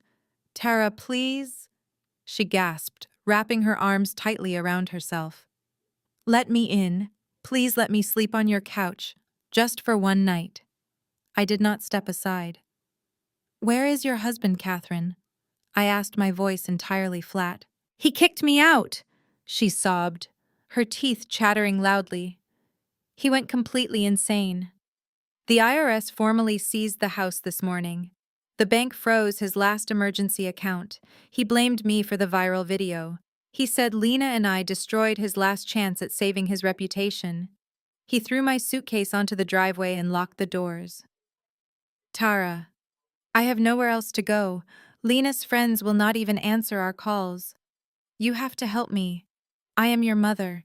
You are the woman who went on the internet 3 days ago and accused me of elder abuse. I corrected her smoothly. You sat on a couch and cried for a camera, attempting to incite a digital mob to destroy my career, my livelihood, and my personal safety. You are a liability, Catherine. She reached out, attempting to grab my hand, but I stepped back, maintaining a strict physical barrier between us. I was just trying to protect our family, she wailed, panic sharpening her voice into a grating pitch. Thomas made us do it. He told Lena it was the only way to get the money we needed. I had no choice. You know how he is. You know what he does to us when he gets angry. Please, Tara. I will do anything. I will clean your house. I will cook your meals. Just do not leave me out here in the cold. I looked down at her shivering, pathetic form. For my entire life, she had enabled Thomas. She had actively participated in my emotional destruction, consistently choosing her comfortable high society lifestyle over protecting her own daughter. She was not a victim. She was an accomplice who had finally run out of usefulness to the man she worshipped. I have an armed security detail patrolling this property, I stated coldly. You have exactly 2 minutes to walk back out the front gate before I have them physically remove you for trespassing. I grabbed the heavy oak door and began to swing it shut. The realization that I was actually going to lock her out in the freezing rain finally broke through her desperate manipulation. Her face contorted in sheer, unadulterated terror. She lunged forward aggressively, jamming her wet shoe into the doorframe to prevent the heavy wood from latching. "Wait!" she screamed, her voice cracking violently. "If you let me in, I will tell you the truth. I will tell you the biggest secret Thomas has been hiding from you your entire life." I pushed my weight against the door, entirely unimpressed by her frantic theatrics. "I do not care about your secrets, Catherine. Remove your foot." "Tara, listen to me," she shrieked, gripping the wet doorframe with white knuckles. "You never fit into this family because you do not belong to him." I paused, the pressure of my hand easing slightly on the brass handle. Catherine locked her panicked, tear-filled eyes with mine, playing her absolute final card to buy her way inside. "Thomas is not your biological father, Tara." My hand froze on the heavy brass door handle. The freezing rain continued to beat down against the stone portico, the sound a steady roar in the dark night. I stared at the soaked, desperate woman shivering on my threshold. I did not move to let her in, but I did not shut the door. Catherine saw my hesitation, recognizing it as a brief window of opportunity. She immediately wedged herself further into the doorway, her wet hands gripping the frame, her voice dropping to a frantic conspiratorial whisper. "It was a man named Arthur Sterling," she blurted out, her jaw trembling violently from the cold. "He was a commercial real estate developer, one of Thomas's earliest and wealthiest high-net-worth clients. We had a brief arrangement before you were born. Thomas found out about the affair almost immediately, but Arthur threatened to pull his accounts and ruin Thomas in the financial sector if he divorced me. Thomas agreed to stay to raise you as his own to save face and preserve his fragile career. But Arthur knew the truth. He always knew you were his biological daughter." I remained completely motionless, absorbing the magnitude of the lie I had lived my entire life. "When you were 4 years old, Arthur died in a private aviation accident off the coast of Nantucket." Catherine continued, her words spilling out in a desperate rush. "He had no other heirs. Before he passed, he established a massive, irrevocable trust fund. It was designated entirely and exclusively for you, Tara. It was meant to guarantee you a lifetime of absolute financial security." I stared at her, the jagged pieces of a 30-year puzzle finally snapping into place with sickening, perfect clarity. The constant suffocating alienation in that house. The absolute lack of maternal warmth. The way Thomas looked at me with thinly veiled disgust, while simultaneously showering Lena with physical affection and expensive gifts. I was not just the family scapegoat. I was the living, breathing evidence of my mother's infidelity. But more insidiously, I was their personal, unguarded bank account. What exactly happened to the trust, Catherine? I demanded, my voice dangerously soft, slicing through the sound of the rain. She flinched, wrapping her wet designer coat tighter around herself, refusing to meet my gaze. As your legal guardians, Thomas and I had administrative access, she stammered. Arthur trusted us to manage the disbursements for your care and education, but Thomas hit a severe market downturn a few years later. We were facing total bankruptcy. We would have lost the country club memberships, the cars, everything. We found legal loopholes. We retained corrupt accountants to reclassify our exorbitant family expenses as necessary childcare for your upbringing. We drained the principal year after year. We used your biological father's money to pay the mortgage on the Fairfield estate. We used it to buy Thomas his coveted partnership shares. We used it to fund Lena's private schooling, her equestrian lessons, her luxury vehicles, and her entire trust fund aesthetic. By the time you turned 18, the accounts were completely empty. We had to push you out of the house. We needed you to be self-sufficient so you would never come looking for a handout, and more importantly, so you would never ask questions about the money that was supposed to be yours. Catherine reached out again, her muddy fingers grazing the cuff of my blazer. I am telling you this because I need you to understand. She pleaded, her voice thick with manufactured sorrow. Thomas forced me to do it. He controlled the finances. He threatened to take everything from me if I did not comply. But now we can fight him together, Tara. We can go to the federal authorities. We can expose his embezzlement. I just need a warm place to stay tonight while we plan our next move. I looked down at her. She genuinely believed this confession would buy her salvation. She thought playing the victim of Thomas's financial abuse would earn my sympathy. She assumed I would be so overwhelmed by the revelation of my true parentage that I would welcome my mother inside with open arms. She was entirely wrong. A cold electric thrill surged through my veins. My mind immediately shifted from personal betrayal to corporate litigation strategy. You fundamentally misunderstand the law, Catherine, I stated, stepping back and pulling my blazer out of her reach. Under standard state law, the statute of limitations for financial theft usually expires after 7 years. But you and Thomas actively hid the very existence of the trust. You engaged in deliberate, fraudulent concealment.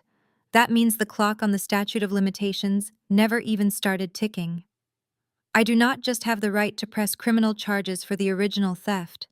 I can sue both of you for every single dollar you illegally withdrew, plus 30 years of compound interest and severe punitive damages. Catherine's jaw dropped. The desperate, manipulative hope in her eyes morphed into absolute horror. She realized her critical miscalculation.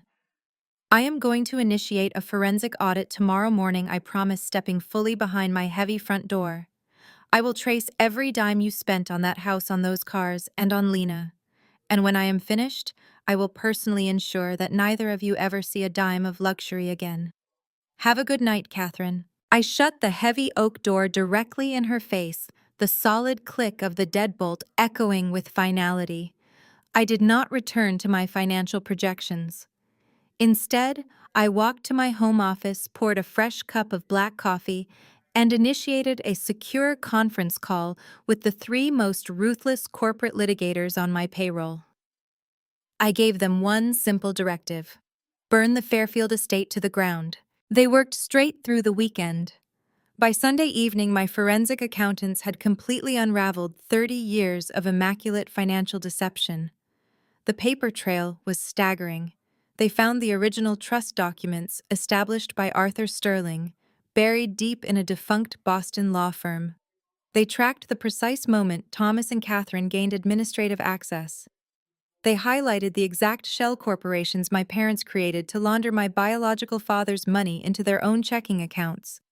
Every luxury car, every country club due, every one of Lena's lavish birthday parties had been financed by my stolen inheritance.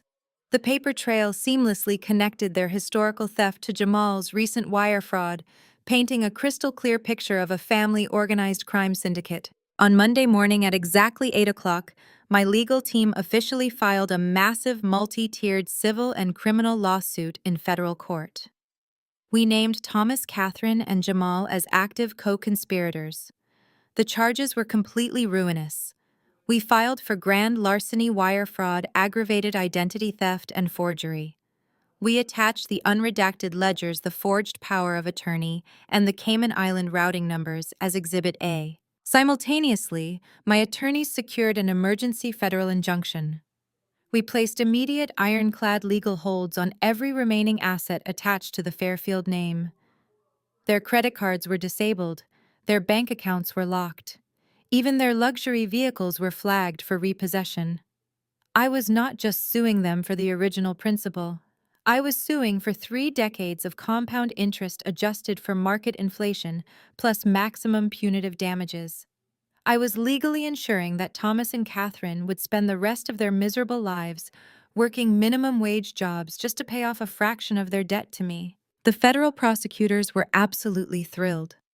White-collar crime on this scale, handed to them with perfect, irrefutable documentation, was a career-making case. The district attorney formally opened a parallel criminal investigation before noon, signaling that federal indictments and potential prison sentences were entirely imminent. The Fairfield family was officially drowning in a legal nightmare they could never outspend. Despite facing total federal annihilation, Thomas refused to surrender his precious social status. That Friday evening, the Oakbridge Country Club hosted its highly exclusive Founders Gala. The Fairfields had technically been suspended following the viral scandal, but Thomas, utilizing decades of toxic social leverage and calling in a backdoor favor with a sympathetic board member, managed to sneak his family onto the guest list. He desperately needed to project an image of absolute control. He needed the local elite to believe the federal investigations were merely a trivial misunderstanding. Catherine wore her last unseized designer gown. Lena clung tightly to Jamal's arm, parading him around the ballroom to prove their marriage was surviving the internet backlash.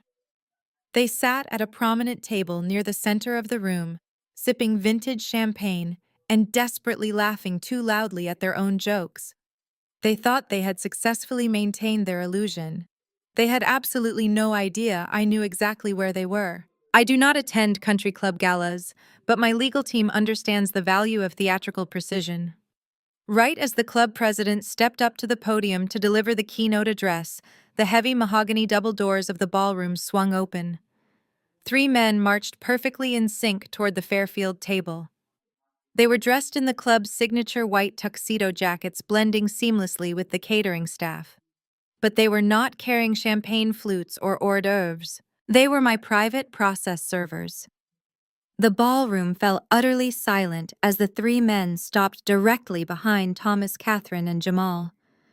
They simultaneously reached beneath their white jackets and produced 3 thick, heavy stacks of bound legal documents, dropping them onto the pristine white tablecloth with a deafening thud. The crystal glasses rattled. "You have been officially served by the federal court for grand larceny and wire fraud," the lead server announced, his voice carrying effortlessly across the dead-silent room. Total, unmitigated humiliation washed over the Fairfield table. The elite community of Oakbridge watched in stunned, breathless horror as the physical weight of my lawsuits crushed my parents' fabricated reality. Catherine let out a shrill, strangled gasp, her hands flying to her mouth as she stared at the bold federal seal stamped on the front page. Thomas turned a dangerous shade of crimson. He leaped out of his chair, furiously shouting at the process servers, demanding the club manager throw them out. Lena collapsed into her seat, hyperventilating, her perfectly manicured hands pulling at her hair as the surrounding tables began whispering and pointing. The social annihilation was absolute and permanent. But amidst the screaming and the chaotic spectacle, I watched the security footage later and noticed the only person who did not react with outrage: Jamal. While Thomas raged and Lena wept, Jamal remained entirely silent. His eyes darted toward the thick legal complaint registering the federal wire fraud charges bearing his name. He knew the game was entirely over. Federal prison was no longer a distant threat. It was a concrete reality sitting on a silver platter. Using the sheer chaos of Thomas causing a scene with the club security, Jamal slowly backed away from the table. He did not comfort his hysterical pregnant wife. He did not defend his ruined father-in-law. He simply melted into the shadows of the panicked crowd and slipped out the back service doors of the kitchen. Security cameras caught him sprinting across the wet asphalt of the employee parking lot. He was clutching a heavy, nondescript canvas duffel bag tightly to his chest. Inside that bag was the entirety of Lina's remaining diamond jewelry, her heirloom watches, and the absolute last of Thomas' hidden cash reserves. Jamal abandoned his family on the ballroom floor, hopped into a stolen valet vehicle, and made a dead sprint for the Canadian border. His initial plan to drive across the border evaporated the second he heard police sirens tearing down the highway toward the country club. Panicking Jamal violently swerved the stolen valet vehicle across 3 lanes of traffic and headed straight for the international airport instead. He needed to get out of the country and he needed to do it tonight. I knew none of this until my private phone rang 30 minutes later. "Tara, you have to help me!" Lena screamed into the receiver, her voice completely shredded by hysterics. The background noise was a chaotic blend of blaring sirens and shouting country club patrons. "He is gone. Jamal is gone. He left me here. He took the emergency cash from the vault. He took all my diamond necklaces. He took my engagement ring. He played me Tara. He never loved me. He was just using me for the family money and now he is leaving the country." I listened to my sister hyperventilate, feeling absolutely nothing but mild annoyance. "Call the police, Lena," I said dryly. "I am not your personal crisis manager." "I did call them," she sobbed, completely ignoring my tone. "They are tracking the stolen car. He is headed to the international terminal at the airport." "Tara, please. I have no car. Mom is having a panic attack and Dad is being detained by the club security. You are the only one who can get there fast enough. You have to stop him. He took everything of value left in the house. He even took that heavy gold vintage Patek Philippe watch Dad kept hidden in his safe." I froze. The vintage gold Patek Philippe. Catherine had mentioned that watch years ago, casually dismissing it as a relic from a dead client. But after tonight's revelation about Arthur Sterling, the truth clicked into place with razor-sharp precision. Thomas had not just stolen my biological father's money. He had kept Arthur Sterling's personal heirloom watch as a twisted, glittering trophy of his successful fraud. That watch was the only physical piece of my real father that remained in this world. Jamal was not going to pawn it in a foreign country. "I will be there in 10 minutes, I stated, my voice dropping to a lethal calm. I did not drive to the country club. I drove my sports car directly to the International Departures Terminal, pushing the engine to its absolute limit. I dialed my lead attorney on the way, instructing him to immediately alert federal airport security that a fugitive with active wire fraud warrants and a stolen vehicle was attempting to board a flight. By the time I slammed my car into the terminal loading zone airport, police were already mobilizing. I found Lena standing near the sliding glass doors, having hitched a ride with a terrified country club valet. She was a complete mess, her designer gown soaked from the rain, her mascara smeared across her cheeks. She ran toward me, expecting a comforting embrace. I walked right past her and marched straight into the terminal. We spotted him at gate 42. Jamal was frantically arguing with a gate agent, slapping his passport against the counter and demanding to be let onto the red-eye flight to Dubai. The heavy canvas duffel bag was slung securely across his chest. Jamal, Lena shrieked, sprinting across the polished terminal floor. Her voice echoed off the high ceilings, drawing the attention of dozens of weary travelers. "How could you do this to me? To our baby?" Jamal turned around. The charming, devoted husband persona vanished instantly. He looked at Lena with pure, unadulterated disgust. "Are you actually that stupid, Lena?" he sneered, his voice dripping with condescension. "Look at your family. You are all a bunch of broke, arrogant frauds. You were an easy mark. I tolerated your whining and your miserable parents because I thought there was a massive payout at the end of the tunnel. But your sister just nuked the entire bank account. There is no money left. You are completely useless to me now." Lena recoiled, as if she had been physically struck, her hands flying to her mouth as she finally realized she had been nothing but a pawn in his game. I stepped forward, entirely ignoring my sobbing sister. "Hand over the bag, Jamal," I commanded softly. He laughed, a harsh, desperate sound. "What are you going to do, Tara? Sue me. I am getting on this plane and you are never seeing this cash again." "I am not here for Thomas's dirty money," I replied. My eyes locked onto the canvas bag. I am here for the gold Patek Philippe watch. Hand it over, and maybe I will not mention the stolen vehicle parked outside." Before Jamal could formulate a response, the heavy thud of combat boots surrounded us. 6 armed airport police officers and federal agents swarmed the departure gate, completely cutting off his escape routes. They did not ask questions. They grabbed Jamal, slammed him against the ticketing counter, and clicked heavy steel handcuffs onto his wrists. He shouted obscenities, struggling against the officers, but it was entirely useless.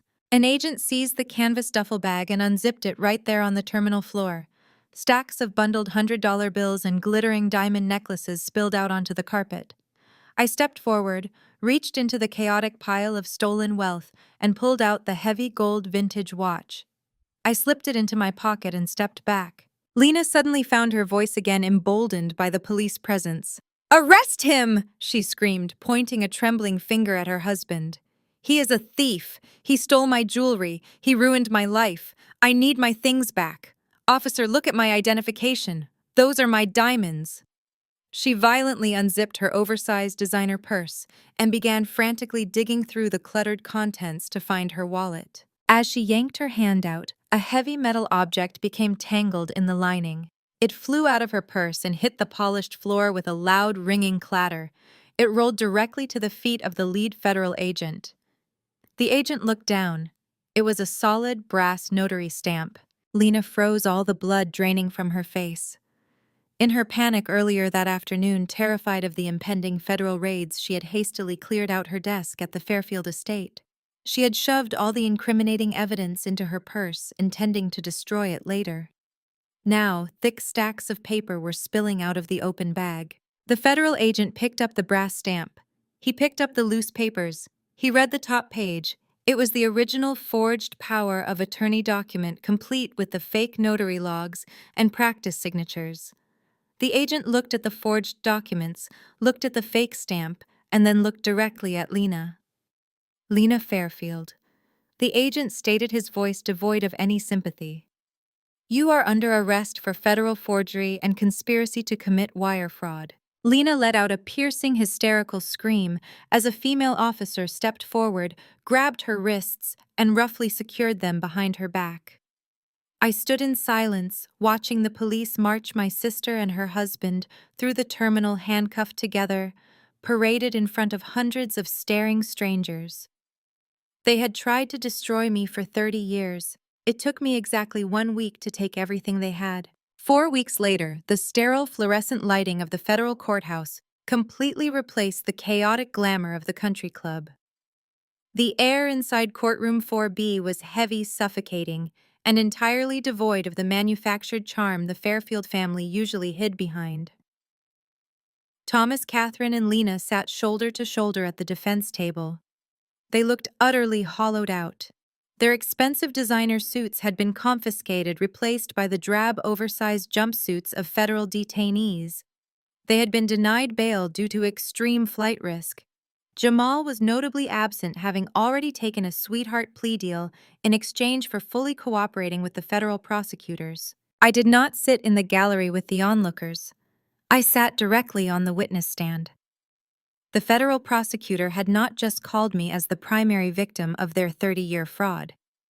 Because I owned one of the most successful private equity and financial auditing firms on the East Coast, the judge had taken the unprecedented step of officially swearing me in as the prosecution's expert forensic accountant. I was quite literally the architect of their prosecution. The courtroom was dead silent as I projected my financial mapping onto the massive screen positioned above the jury box. For 2 grueling hours, I walked the court through the absolute anatomy of my family's criminal enterprise. I did not use emotion. I used math. I traced the exact moment Arthur Sterling's irrevocable trust was illegally breached. I highlighted the complex network of offshore shell companies Thomas had created in the Cayman Islands to launder the stolen assets. I cross-referenced Catherine's astronomical country club dues, Lena's luxury car leases, and the monthly mortgage payments on the Fairfield estate directly back to the stolen principal of my inheritance. Every single chart graph and routing number painted an irrefutable picture of premeditated generational theft. I watched Thomas shrink into his chair with every spreadsheet I displayed. Catherine wept silently, clutching a crumpled tissue, her eyes darting nervously toward the jury box to gauge their sympathy. There was absolutely none.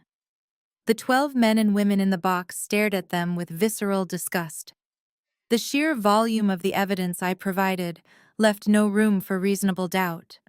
I had meticulously documented over $14 million in stolen funds, completely dismantling 3 decades of their lives in a single afternoon. When it was time for cross-examination, the defense attorney practically launched himself out of his chair. He was a sweaty, desperate man who was clearly out of his depth. He knew he could not fight the math, so he decided to fight my character. "Is it not true, Tara, that you have held a lifelong grudge against your family?" he demanded, pacing aggressively in front of the witness stand. "You sit up here presenting yourself as an objective expert, but you are nothing more than a vengeful, cold-hearted spinster. You deeply resented your sister's happiness. You resented your parents' success. You engineered this entire audit simply to destroy the loving people who gave you a home." I did not flinch. I leaned into the microphone, my voice completely level. "I engineered this audit because federal law dictates that stealing $14 million from a minor is grand larceny," I replied smoothly. "And as for my parents' success, I would like to direct your attention to Exhibit D on the monitor." I tapped a button on my tablet. A massive red graph illuminated the courtroom. "My parents have not generated a single dollar of legitimate income since 1996. I stated, my words ringing like gunshots in the quiet room. Their entire financial portfolio was entirely dependent on draining my trust fund at a rate of $50,000 a month. They did not give me a home. I unwittingly financed theirs. My data is not vengeful. My data is simply accurate." The defense attorney opened his mouth, stammered, and then snapped his jaw shut. He looked at the devastating graph, looked at the furious judge, and slowly walked back to his table, thoroughly defeated. He had absolutely nothing left to say. The judge, a stern man with zero tolerance for financial predators, peered over his glasses at the defense table. The prosecution had already indicated they were seeking the maximum sentence for wire fraud and grand larceny. Thomas was staring down the barrel of a mandatory 10-year sentence in federal prison with absolutely no possibility of early parole. "Mr. Fairfield," the judge said, his voice echoing with absolute finality, "the evidence presented today is overwhelming. Do you have anything to say in your defense before I rule on the prosecution's motion for summary judgment?" Thomas slowly stood up. His hands were shaking so violently he had to grip the edge of the wooden defense table just to remain upright. He looked at the judge, then at me, and finally turned to look at his wife and his golden child. The illusion of the powerful, untouchable patriarch completely shattered into a million pieces. "It was Catherine," he blurted out, his voice cracking into a pathetic, high-pitched sob. He pointed a trembling finger directly at his wife. "She made me do it. She refused to lower her standard of living. She threatened to leave me and ruin my reputation if I did not access the trust. And Lena knew about the stolen money for years. She helped me forge the documents for Jamal. They forced my hand. I am the victim here." The judge's wooden gavel came down with a deafening crack that sounded like a gunshot echoing through the federal courtroom. Judge Morrison leaned far over the heavy mahogany bench, staring down at Thomas with an expression of pure, unfiltered revulsion. "Mr. Fairfield, in my 20 years on the federal bench, I have rarely encountered a man so utterly devoid of moral integrity," the judge stated, his voice ringing with absolute finality. "You orchestrated the theft of millions from a minor child. You built a grotesque life of luxury entirely on her back. And when the walls of your criminal enterprise finally closed in, you cowardly attempted to throw your own wife and daughter to the wolves to save your own skin. You are a disgrace." The judge did not hesitate for a single second. Thomas Fairfield was officially sentenced to 12 years in a federal penitentiary for grand larceny, wire fraud, and severe tax evasion. Because of the strict federal guidelines, there would be absolutely no possibility of early parole.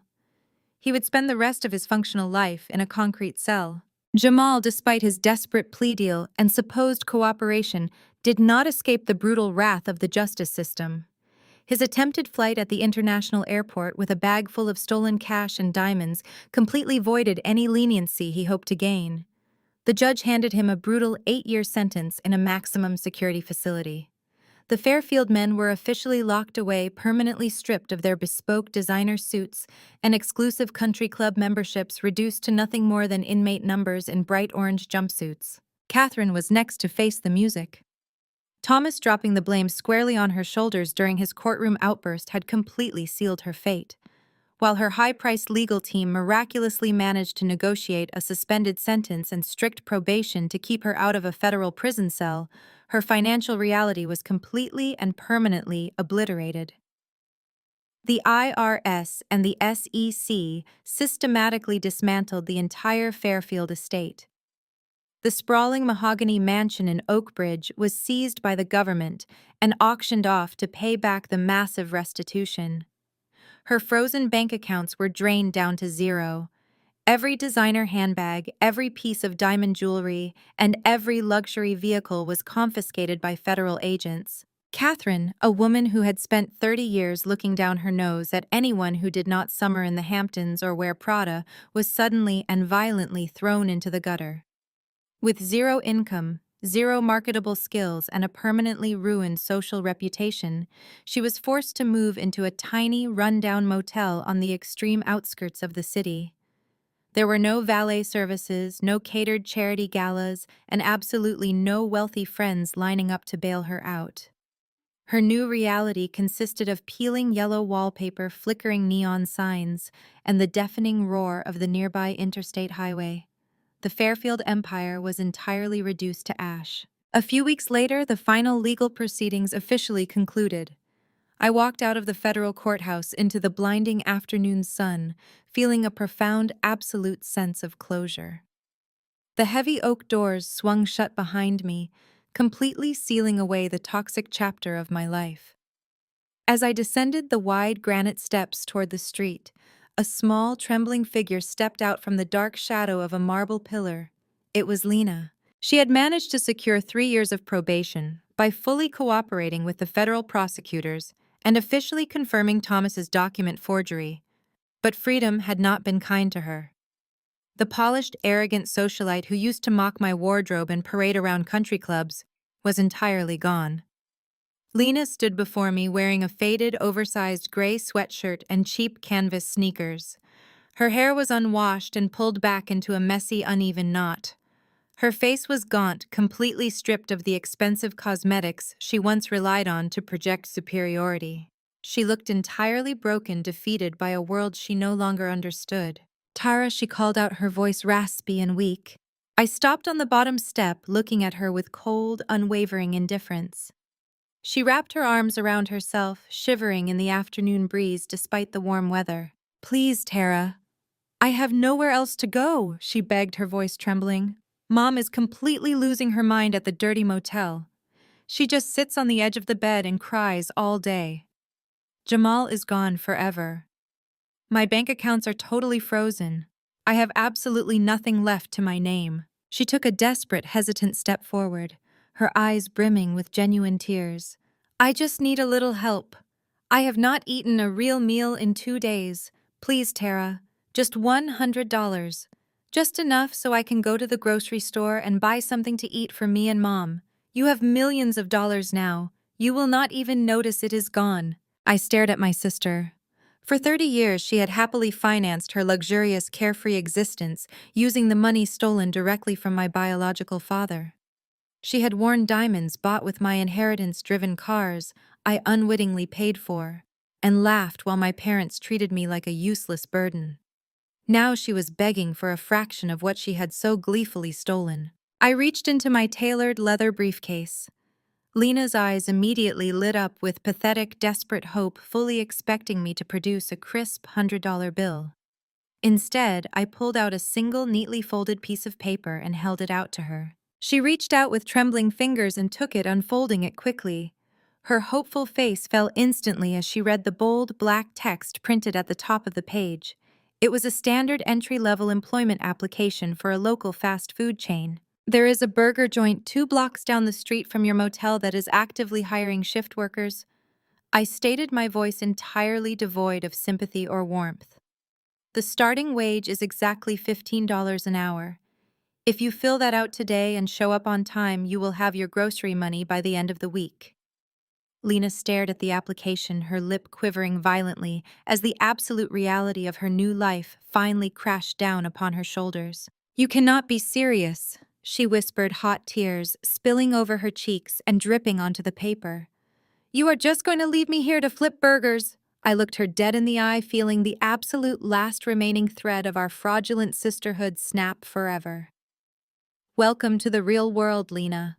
I turned my back, walked across the remaining pavement, and climbed into the back seat of my waiting town car. I did not look out the window as the driver pulled away, leaving her standing entirely alone on the courthouse steps. 6 months later, the stale, oppressive air of the federal courthouse was nothing but a distant memory, replaced entirely by the crisp evening breeze blowing through the floor-to-ceiling windows of my new penthouse. The sprawling two-story apartment sat at the very pinnacle of the city skyline. It was not a home financed by fraud, nor was it maintained through toxic manipulation or stolen inheritances. I bought it in cash, using the legally recovered assets from my biological father's trust fund. Every square inch of the space reflected my own taste, modern, elegant, and uncompromisingly authentic. Tonight, the penthouse was alive with the sound of genuine laughter and clinking crystal. I was hosting an intimate dinner party, and looking around the massive marble kitchen island, I realized I had finally built the family I always deserved. There were no country club socialites comparing designer labels or whispering behind each other's backs. There were no bitter relatives scheming for a larger piece of the pie. Instead, my home was filled with my closest colleagues, the brilliant forensic accountants who had helped me dismantle the Fairfield empire, and loyal friends who valued me for my mind rather than my bank account. At the center of it all stood Elias. We had met 3 months ago during a high-stakes corporate merger I was auditing. He was the lead legal counsel for the acquiring firm, and instead of being intimidated by my intellect or threatened by my independence, he was utterly captivated by it. He was handsome, secure in his own success, and possessed a quiet, steady confidence that made the performative arrogance of men like Jamal and Thomas look entirely pathetic. Elias caught my eye from across the room as he poured a vintage Bordeaux for my lead attorney.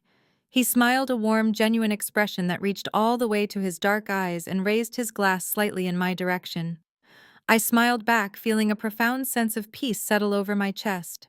I excused myself from a lively conversation about international tax law and stepped out onto the expansive wraparound terrace. The city lights stretched out endlessly below me, a glittering grid of gold and white against the dark night sky.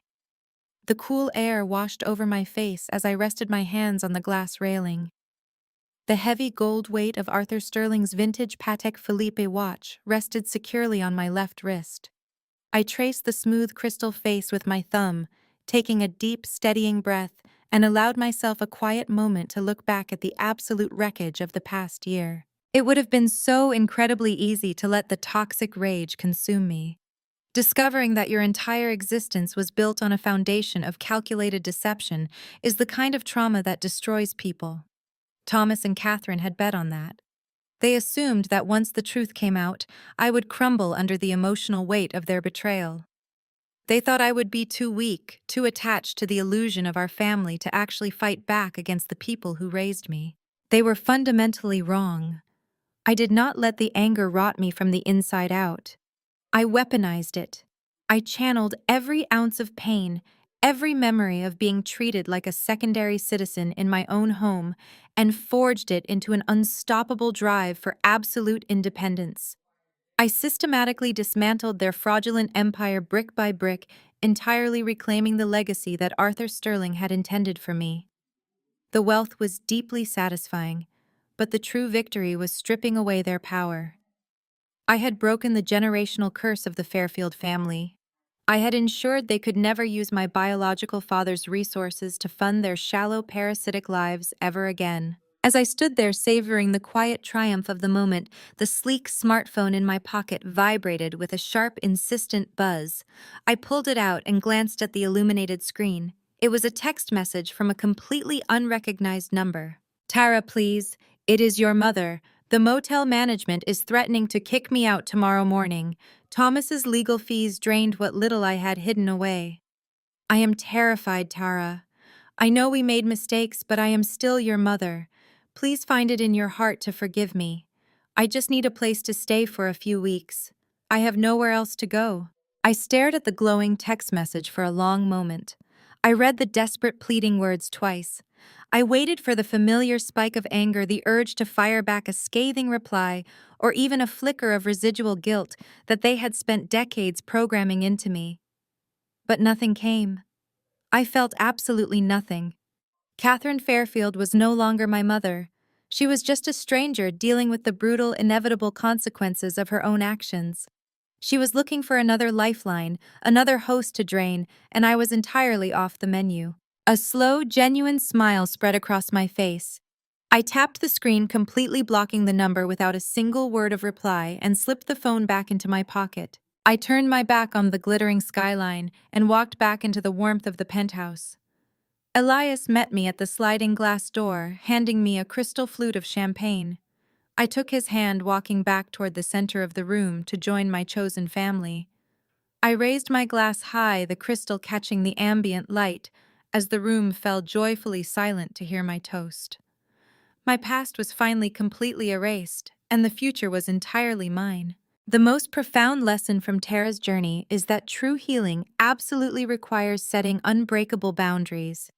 For decades, her family weaponized guilt to fund a fraudulent lifestyle. When Lena begged for money, it would have been easy for Tara to fall back into the role of provider. Instead, handing her a job application was the ultimate act of reclaiming her personal power. It demonstrates that you are never obligated to rescue those who willingly participated in your destruction. Allowing toxic people to face their own consequences is the only path to peace. Share your own family boundary stories in the comments below.